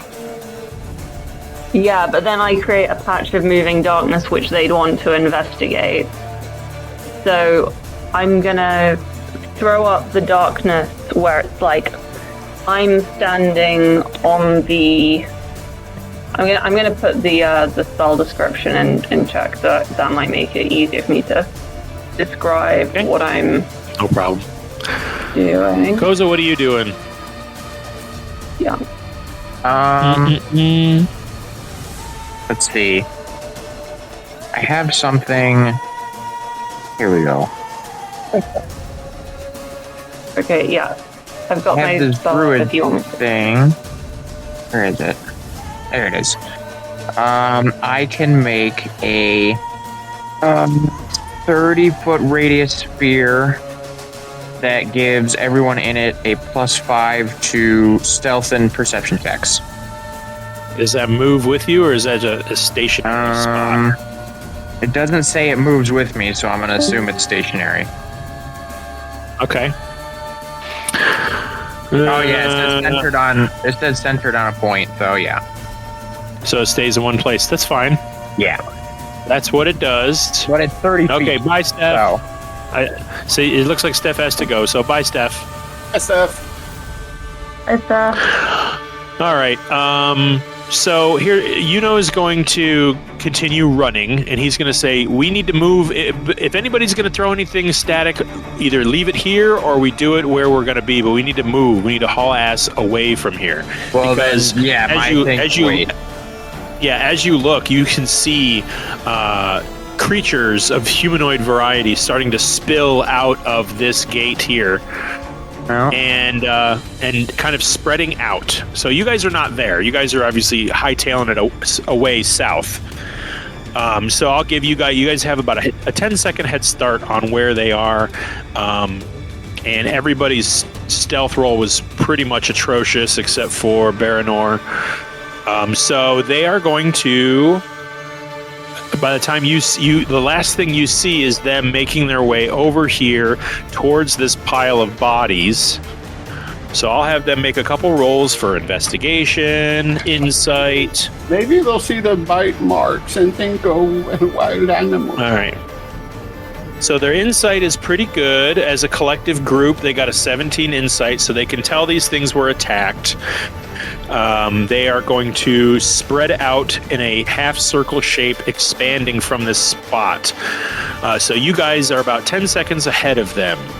So I'm going to need one more stealth check just to see if they can find your tracks.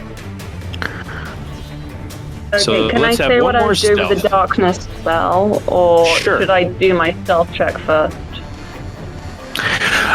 It depends. If we're at a point where you wanted to do this before losing sight of them in the woods, we can go with whatever your darkness idea was. Yeah, it would have been before losing sight of them. Because I crit failed on my stealth check, what I was going to do is I was going to throw up a sphere of darkness between us and them, breaking their line of sight to give me more time to get further into the undergrowth. That's fine. I would guess it's a silent effect. Probably doesn't make too much noise aside from perhaps a gentle wisping of wind as this sphere of darkness grows right behind them. One of them turns around, oh, look at that! And they both turn around and back up a little bit. So it looks like it's distracting them to the point where I will give everyone's stealth check advantage on this because they're actually looking at the sphere, trying to figure out what this blackness is. So let's have a stealth check at advantage from everyone in the party. Okay. Let's do Azia. Since I've got her. Base bonus since we're all kind of more stationary. No, you guys are still running. Guidance myself again and then do it better than before. Okay. All right, and now you know. A 19 and a 20. That's a dirty 20. Yuno got a natural 20 on his stealth. I think. I don't know. Reaper doesn't have. Yeah. I'm going to give her a +3. Baranor has a +11. Okay, 16, 24, 19. Those are all good scores for Reaper, Baranor, and Luna. That should be everybody that I can control. Koza, you got a 20. Good. All right, looks like everybody did pretty good. You guys disappear successfully into the woods. It's about maybe 3 minutes of hard running through the woods. A couple of you catch your clothes on the branches and the trees. You get a little scrape here, a scrape there, but you tear off into the woods away from the wall to a quiet point in the woods where the canopy is rather thick, so it's dark here. Yuno goes, all right, I just need a minute. So at this point, Baranor is going to have pass trace up. So while he takes this minute, let's get one final stealth check. You guys have the advantage of pass trace. And Koza, you said you wanted to throw up your dome of shadow or whatever. So yeah. You can. Is that a spell? You got to spend a slot for that. What? It's a druid ability. Okay. For my so circle. You guys can go ahead and roll stealth and add 15. Isn't that what you said? +5. Yeah, it's a +5 to stealth and perception checks. Okay. Since I'm invisible, can I make mine an advantage? Yes, absolutely. +15. So Baranor is gonna. Oh my God. Baranor gets +26 to this. Oh man. Oh my God. Wow, he got a 40. A 42? The answer, life, the universe, and everything. The answer is Baranor becomes invisible. That's the answer. This is Let's see here. 10 plus 5 is 15 plus. That is okay. That's a +19 for Azia. She got a natural 19. She got a 30. I mean, you guys are all pretty much invisible here. Holy moly. Let's do Yuno. He got a 4 and still managed a 22. I can't see any of you guys failing this. Karish, you're not just invisible. You're a hole in space. Mm-hmm. So you guys are all kind of surrounded by a kind of an aura of not being able to see themness, and cloaks you quite well while frantically runs chalk around in a circle and writes little glyphs here and there. After a minute, a glittering dome kind of materializes and then falls very gray and opaque. And he goes, all right, they're going to probably be coming through here. We need to cover this thing up with leaves and debris because just a gray dome is not going to fool anybody. And he goes, I can't leave, though. I have to stay right here, so you guys get to work. And Baranar's going to go, yep, right. And I'm going to have him roll survival on just harvesting debris from the forest very quickly. I'll guidance him, because why not? And I'll so we can roll an advantage. All right, and I'm going to say that Azia's just going to help by just grabbing leaves and throwing it on top. And let's see here. Not nature. Survival. Let's have him roll it twice. He can roll a D4. No. D4. All right. Okay, so he got a 16 and... No, that's not right. He got a 23 plus 2 is 24. Not bad, not great. 23 plus 2 is 25. 25. It's good. It's definitely good. It's definitely above 20. So yeah, he's gonna rush over. He's gonna grab a downed log and he's gonna lean that up against. He goes, all right, everybody grab sticks and just try and pile it on top of this log and create some kind of mound of debris or whatever. So with all of your help, sitting inside, enjoying the comforts of the stealthiness of the dome, you guys all pile leaves and sticks and twigs and mud and kind of cover up the dome so that it's not quite so opaque and smooth and noticeable. And he's like, all right, good enough. Come on in here. And Baranors and Luna, they're going to you guys make like a little tiny entrance and cover it with vines and such and dip yourselves into it. Escaping within. As you all sort of sit in the hut, there's plenty of room for all, but it definitely feels crowded in here. You're all breathing heavily, sweating, and anticipating the sound that you all eventually hear. Footsteps, slow at first, scattered. A tip-tap there, a crunch-crunch there. You hear what sound like, because you can't exactly see, although you can see out of the dome, it's covered with debris. So it's difficult to make out exactly how many there are. Could be 4, could be 5, could be 10. You hear them shouting orders at each other. Check over there. There's nothing. The tracks go off in different directions. Well, keep at it. We've got to find them. Someone's here. And as you hear the sounds of these footsteps, you hear another sound. Something most of you are very, very familiar with. It sounds like great gusts of wind from far away, but as it draws closer, it's much more of a whipping, sail-like sound.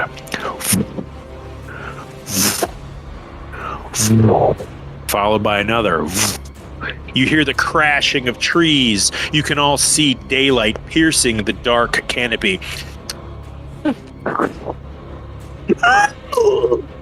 You hear a horrid screeching sound, unlike you've ever heard before. Definitely felt like dragon wings. And yet, this sound, unaccompanied by a familiarity from all of you, you can all see the frames of 3 winged creatures. They land on the ground in the clearing that they've all freshly made. Sunlight now pierces the dome. You can all see much better now, as several of these large trees have just been pushed aside.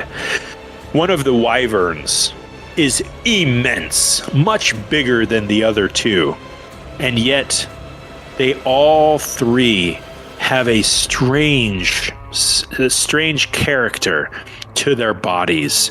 Multiple holes perforate their wings. They walk jankedly, like their legs don't quite work, leaning heavily on their claws on their wings. They have a distinct reptilian snake-like face, and their little forked tongues dart in and out of their mouths. But what they all share is a rotten stench. All three of these creatures, their bodies are shredded, torn, ripped, and rotting. They are undead wyverns. They crash through the woods. High above them, you can see an object, since you can pretty much see out of your dome to the sky. Difficult to make out, but there's another flying object high above. Well, what do you see, fellas? The wyvern grows closer to you all. It's 20 feet away. It sniffs the air. The group now, you can see, is more than 5, more than 10. There are dozens of humanoid creatures walking the woods. Most of them undead. They trample through the brush. The skeletons tip over dead tree limbs as they move, searching, looking, scraping around the forest floor. You see several of them following your footsteps that you know are there because you know the direction you came from. They're here. They just disappeared. I don't see them. Does anyone have eyes on where they last were? I don't know. I can't see anything. Lots of shouting. No care for any of you in the underbrush. I need everybody to make one more stealth check to see if they can hear you as you are all doing your best to be quiet. I'll give you advantage. Guidance again. Mm-hmm. Oh, natural 18 anyway. Double 18s. Don't forget, you get pass without a trace, and you get your +5.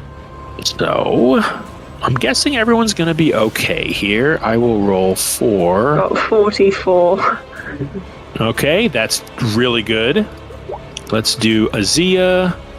Then let's do Yuno. Then let's do Baranor. Okay, so 34, 28. Wow. He rolled low and got a 34. 20. He's going to guidance himself because that feels fair. 41 for me. Okay. He got a 34 plus. Come on. Roll, damn you. So he got 36. I did that one. That second one doesn't count. I got to roll for Reaper. I don't know what her scores are. I'm going to guess she's got pretty good stealth. I'll give her that. That's good enough. 27. Pretty good. I think the lowest anybody rolled was 22-ish, something like that. Nope. Or Noah, Koza got an 18, but you also got 15 on that, so that's like a billion. I think that's almost 30. The wyverns converge. They're searching left and right. Come on, they must have gone this way. And you feel footsteps growing closer to the dome. Yuno clutches his book closely. He readies a spell, even though he knows he has to leave the dome to cast it. You see his knees twitch. He looks around, sweat dripping from his brow, from Baranor's brow. Luna kind of keeps herself low and quiet. These footsteps begin to climb the debris on your dome and slip a little. exposing the gray rock-like exterior of the dome. His foot grips the top of the dome and continues down, climbing over it. One of the wyverns comes closer, stopping right at the dome, looking down directly on it. Its leathery tongue slithers out of its mouth.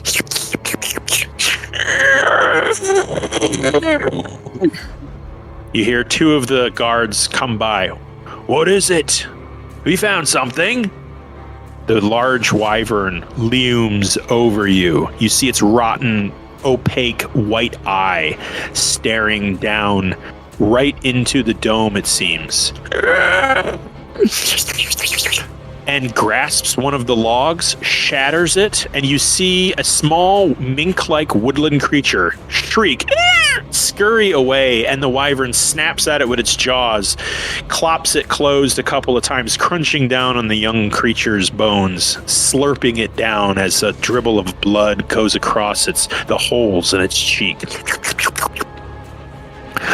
All right, enough eating. You can eat later. Let's go. We need to find whoever killed those guys. The wyvern continues on.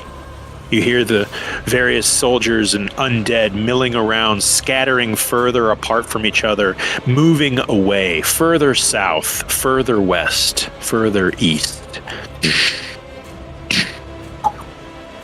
Knocking over trees, dead limbs, logs, footsteps, until nothing.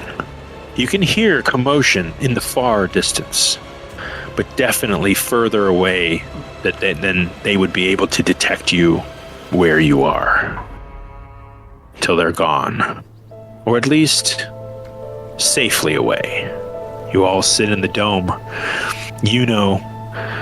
Spins around to Kravish. Well, what the hell was that? I'm talking about you completely gave away our position. Why did you attack those people? That was not necessary. Oh, this coming from Mr. Chuck a firebolt at anybody that looks at him cockeyed? Well, yeah, but only if they already know I'm here. We kind of had the element of surprise on our side, and for some reason you just decided to kill them and make a big noise. I mean, do you really think that was smart? I was just trying to clear a path for us. I told you what I was doing. I didn't hear nobody say, no, don't do it. Azia kind of rustles by and says, "We didn't exactly know you were going to attack them like that. Is right. We were about to watch them simply march away. Now the entire village knows something is wrong." Kravish, perhaps that was not the most advised movement. Baranor just kind of sidles up next to you and throws an arm around you, and he's like, "Don't worry about it, buddy. We all make tactical mistakes from time to time." Just kind of, he kind of looks at you like, just saying it like it is, but, it's fine, it's whatever. And he's going to kind of ready some materials and fidget a little bit. And, Azia's going to kind of like give you a concerned, but, it is what it is kind of a look. And sort of just say, well, now that we're here, what do we wish to do? We can't stay here forever. They're bound to come back, and maybe then they will see us. I'd rather not be here when they come back. Somebody had to cast seeming and disguise on this. Try to do that to look like townsfolk. Try to get her. What if Yuno's going to turn around and say, I had a chance to turn myself into a zombie before, and it was pretty convincing. What if we do that? What if we just kind of sort of try to blend in with the zombies and sort of wander into town and wait for everyone to pass and grab an empty building then? How long does that effect last? Will it last? Seeming? It lasts 8 hours. Okay, so we'll have plenty of time to gamble our way into town. Let me make sure about that. I thought I saw 8 hours. Yeah. Seeming lasts 8 hours. Yeah, so we'll have plenty of time. Yeah, definitely. It disguises clothing, your physical appearance, weapons, equipment. You can appear shorter, taller, fatter, thinner.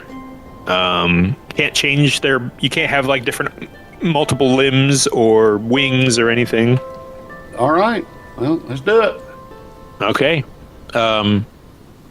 Does anybody wish to use their own forms of disguise? Because I think that it doesn't matter if Yuno goes unconscious. It doesn't hold up to physical inspection. Yeah, somebody at it or... Well, I think physical inspection means if they touch you, it'll feel different than what they're seeing. Like your skin will feel like the armor you're wearing. If you're taller than your illusion, their hand will touch your face when they think they're touching nothing, that kind of thing. Yeah. So, yeah, he's going to say, all right, why don't we just keep our height the same? I feel like that's adding a layer of things that can go wrong. And just do your best not to touch anybody when they show up. Right. I'm going to speak for Reaper, Azia, Baranor, and who else? Does anybody else wish to be a skeleton or a zombie? Yeah, sure, because my own ability to disguise myself is pretty much limited to changing my clothes, so... Yeah, I'll join in that as well. Okay, zombie or skeleton? It can be either. All right. Yeah, skeleton. Yeah, a skeleton. So we got 2 skeletons. How about Koza? What do you want to do? You want to disguise yourself? Or you want to join in? Or wild shape in. Yeah, I'm probably gonna wild shape into like a crow or something, just so that there's less like bodies to draw attention to. Sure, gotcha. All right, I'll just follow you guys on like rooftops. Looks like Steph is playing through the chat, so that's really cool. She just can't talk, which is fine. She wants to be a zombie. Zombie she will be. I'm going to make Baranor a skeleton, and Luna is going to be a... let's see. Should I just have her hang back? I think she's going to hang back. I don't think she's going to be a part of this for now. Azia is going to be a skeleton in rotten, shredded green robes. She's going to have a little bit of skin and pus dripping from her face. And not ask any of you to describe her, as she doesn't want to know how she looks. Is going to be a real juicy, meaty zombie. He's going to mimic one of the ones that he saw walking through the woods. He's going to change a little bit of it so it doesn't look like carbon copies, because that would also be weird. And you all just sort of sit here in the tent, looking like the undead to each other. Hunched over, waiting for the party to return, which you eventually do hear. You hear the flapping of wings high above the canopies, and you hear them pass over the wall into the needle proper and settle somewhere in the distance. You hear them land. You hear them give one last shriek. And quiet down as the woods begin to be peppered with the footsteps of the undead and the guards. They draw ever closer. 30 feet, 40 feet, 20 feet. You again hear footsteps right near the dome. They begin to walk over the embankment that you built the dome into and topple on top of the dome, dislodging several logs. You are now well within the ability for them to see the smooth dome, but the zombies and the skeletons do not seem to notice. They topple over, falling to the ground in a crumple, slowly reconstituting their energy, slowly standing back up and walking back towards the needle. Notices the stragglers are all undead and says, real quick, are we sure that these things will know that we're dead? what do we know about this before I drop the dome? I need that blue. Who would know? How about you, Iona? This is kind of your people. Would it be an Arcana check to see if I know if they can tell? Roll high. Roll high, but roll the same. Let's see. I'll guidance myself and see. Okay. Can't imagine that that's gonna do it, but sure. I'll guidance myself. I'll give it a try. Yeah, sure. Guidance myself. Mm-hmm. Nope. Yeah, it's a gamble. Yep. No idea. Oh man, it did not want you to know. Retribution. It did not want you to know this answer. Yeah, you have no idea. This is a real bad time. Well, it's a good time to think of it, but it's right here when we're all ready to make this decision. He's like, should we flip a coin or should we just say screw it and forget the idea? I mean, we don't want them to turn around and bring a ruckus. Maybe we should give them some space and then do it? Let's give them space. All right. Okay. So, Pass Without a Trace is still up. So is Koza's thing, although you're a crow, right? Yeah. I'm guessing that effect still stands because you did it before you wild shaped, right? Mm-hmm. Okay, so it doesn't move with you, but it's 30 feet a 30-foot radius or 30-foot sphere. 30-foot radius, I think. Hang on. Okay, we'll assume that. No, it is 30-foot sphere. Okay, so you guys got 15 feet of +5 and 10 feet of +10. But Baranor is going to obviously move, so he's like, okay, let's give him a few more seconds. And you see those stragglers in the back of this large group of undead. And I mean, they're just like trudging. They're not walking. They're barely moving quickly at all. But eventually, they start to move away. And that's when Yuno says, okay, here we go. Good luck, everyone. And he snaps his fingers. And those logs that are laid on top of the dome come down, crash on the ground, and he's like, oh shit, should have remembered to hold those up.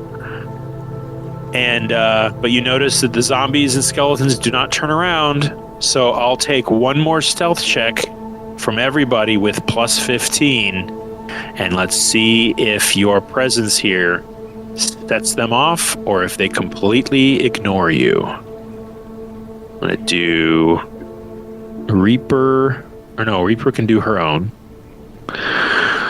But that's going to suffice for Luna. And what was the bonus? 15. 15? Okay. Yep. So 36 for me. Okay. All right, so we got a 30. Yep. Okay. 35. So Luna, Reaper got a 31. Good. Luna, Baranor, and Yuno and Azia. Oh, I got to do Yuno. All got above a 30. Cool. Okay.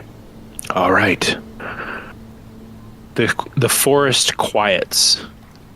You find yourselves alone. I mean, you can still see the back of the zombie horde as they advance back towards the needle.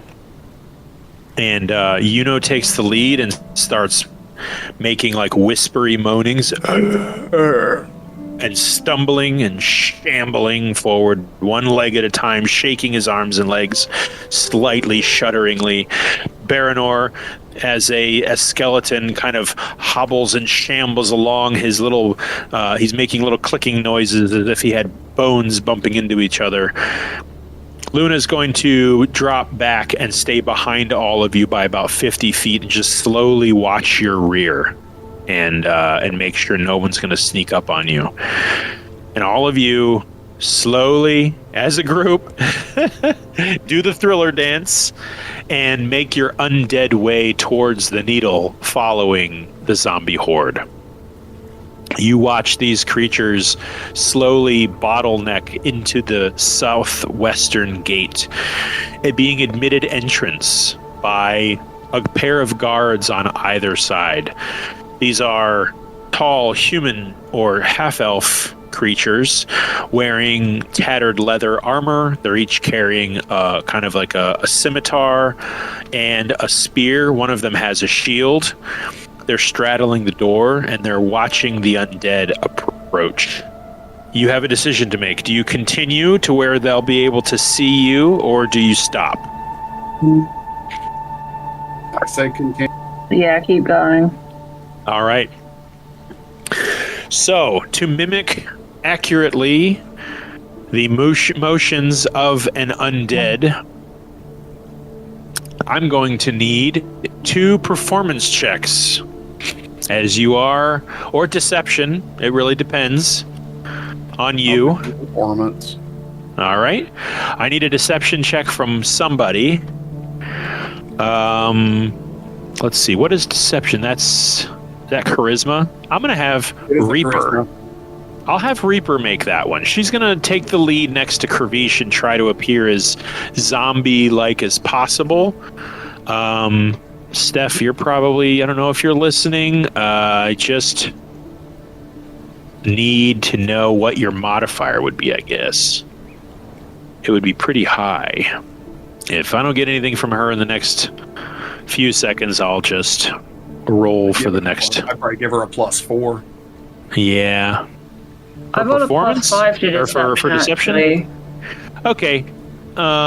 We'll give Steph until 55 if she can throw it in the chat. If not, we'll have you do one. Oh, I see she's typing. +9. All right. We'll go with that. I'll roll for you, Steph. Because you're going to be at work. Okay. So that's a 20. That's good. That's good enough. So, and then I got a 33 for my performance check. Yeah, you're going to be out front, and Reaper's going to be just next to you. So a skeleton and a zombie with a smattering of skeleton and zombies behind them successfully fool the guards into thinking that you're just the back stragglers of the party. You make your way under the gate that leads into the abandoned neighborhood at the southwest corner of the Needle.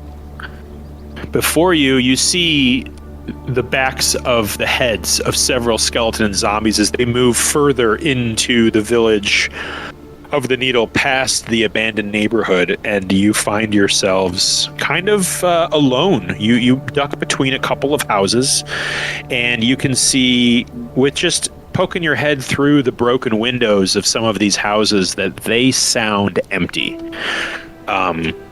It doesn't look like they've been horribly damaged. It definitely looks like some of the windows are broken. It looks like there's mud tracked through the front doors. A couple of the houses, and mind you, you're between like 3, so we'll just take that as a perspective. You know, one of these houses, the front door's kicked in, and mud is tracked about 7 or 8 feet into the front of this house. But you definitely find one that has a few rooms. There's furniture. These houses look like they were lived in, and aside from leaves dragged in through the changing of the seasons and dirt on the floors, some of the windows are broken, so the drapes are whipped and ragged at the edges. But these place doesn't look that old and decrepit. Just to keep things in perspective, this place was overrun and probably emptied of all of the residents about 6-7 months ago. So that's not a terribly long amount of time. It's not like there's a thick layer of dust on everything. So I'll just say, if you guys are looking at the map, I'll say for the sake of argument that we'll say that this house right here is suitable enough and large enough that you guys can find kind of a room cut off from the rest of the house that you could hide in there, which the house itself hides you quite well. You just won't be exposed to outer windows. just kind of looks around and says, well, I don't know about you guys, but I'm sort of inclined to keep my disguise for at least as long as the spell lasts, just in case someone comes through here and sees us. He's going to pull a picture of several undead sitting around the coffee table sipping tea. There is a nice dining table that you guys find in this house. It has kind of a quaint style to it. It's very rustic in here. Lots of natural wood furnishings. You do find somewhat disturbing scenes in the bedrooms, as far as blood splatters on the floor that have long dried, shreds of clothing, knife marks on the floor as if something was stabbed.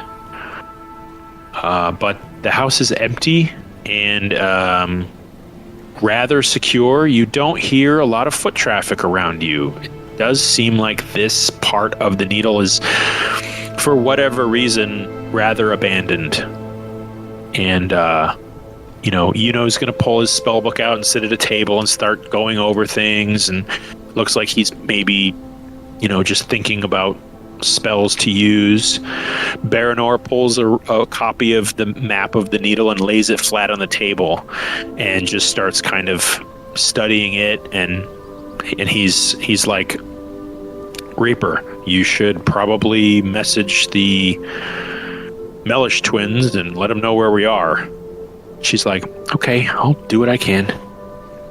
What do the rest of you do in these quiet few minutes? Brood and pray. Brood and pray. What does Koza and Iona do? I mean, pretty much the same, to be honest. Yeah, I think the same thing. Mm-hmm. It's been that kind of a day. Yeah. You all sit crisscross applesauce in the various corners of this central dining area. It's not a large house, but it is big enough for you all to fit and sit down and, kind of post up as just a breather during this last ordeal you went through. You each catch glances at each other and find yourselves quietly disgusted at Yuno's very accurate ability to make you look disgusting. And you breathe in, you breathe out, you listen for movement outside, and you hear nothing, and contemplate what steps you will take next. And that is where we will end the session for the night. All right. All right. Well, that could have gone a lot worse. Yeah. I mean, you didn't die. You weren't totally found out. No, but it was close, and I don't. We shouldn't repeat that. I thought it was going to go much quicker. I thought I was just going to pop open the fairies, the undead, would disintegrate, and then the archers would just. The archers? Which archers? Your archers? Yeah, like Baranor. Yeah. Yeah, well, Baranor and the dude with the fire bolts, and I thought they would just take care of things much quicker. Yeah. Well, you didn't kill both undead with your fairies. I'm shocked, but you didn't. Zombies are a little more resilient than you think they are. I don't invite anyone to metagame, but if you check their stat block out, they got a +3 to con. They got 22 hit points. They have undead fortitude. They're actually pretty formidable. And to be honest with you, I have not been playing them quite like they should be played thus far. But that's going to change. I'm going to definitely play them as they should. Level 14. You guys are definitely worthy of a challenge at this point. So, but that was a lot of fun. I didn't expect combat. I apologize that my map was a little off the fly, but such is life as a DM. I think it worked for the little mini combat that you guys had to deal with. And but no, that was great. That was some great role play, guys. Iona, it's fun. It's fun terrorizing Ellie. It's fun terrorizing Iona a little bit, just a little bit. I feel it's necessary. Just ask Kravish and ask Steph. That's where I kind of shine, is when it's time to give you bad dreams. Yeah, it's like You know that thing where it's like that theory of like the frog within like the steadily heating water because it would panic if the water immediately boiled? Yeah, it's more like that, but like in reverse, where Iona has spent her whole life in the boiling water, and if it immediately went back to a livable temperature, she'd like really not take it well. So it's like every so often she needs to be terrorized. Otherwise, it's just like feeling suspiciously okay right now. Aw, that's so sad. Well, I can't wait for her to find peace someday. I can't wait to be there for it. So we are looking at, I just had it up, the 19th of April. That is the weekend before my birthday, which is the big 4-4 for me. Oh, can't quite believe it, but that's what it is. So yeah, I think we should have Bogey back, and we should have Ken back. So barring anybody else's schedule conflicts, it should be a full house, which should be fun. So yeah, you guys sit in the dining room of an abandoned house at the southwest corner of the Needle. You've managed to sneak in. Take these 2 weeks. Think about what you guys want to do. What do you do from here? Do you kick it off? Do you want to do more recon? Do you want to maybe capture somebody nearby and question them? You seem to be good at that. And we will see you guys in 2 weeks, all right? Alrighty. All right, we'll see ya. Bye-bye. Bye.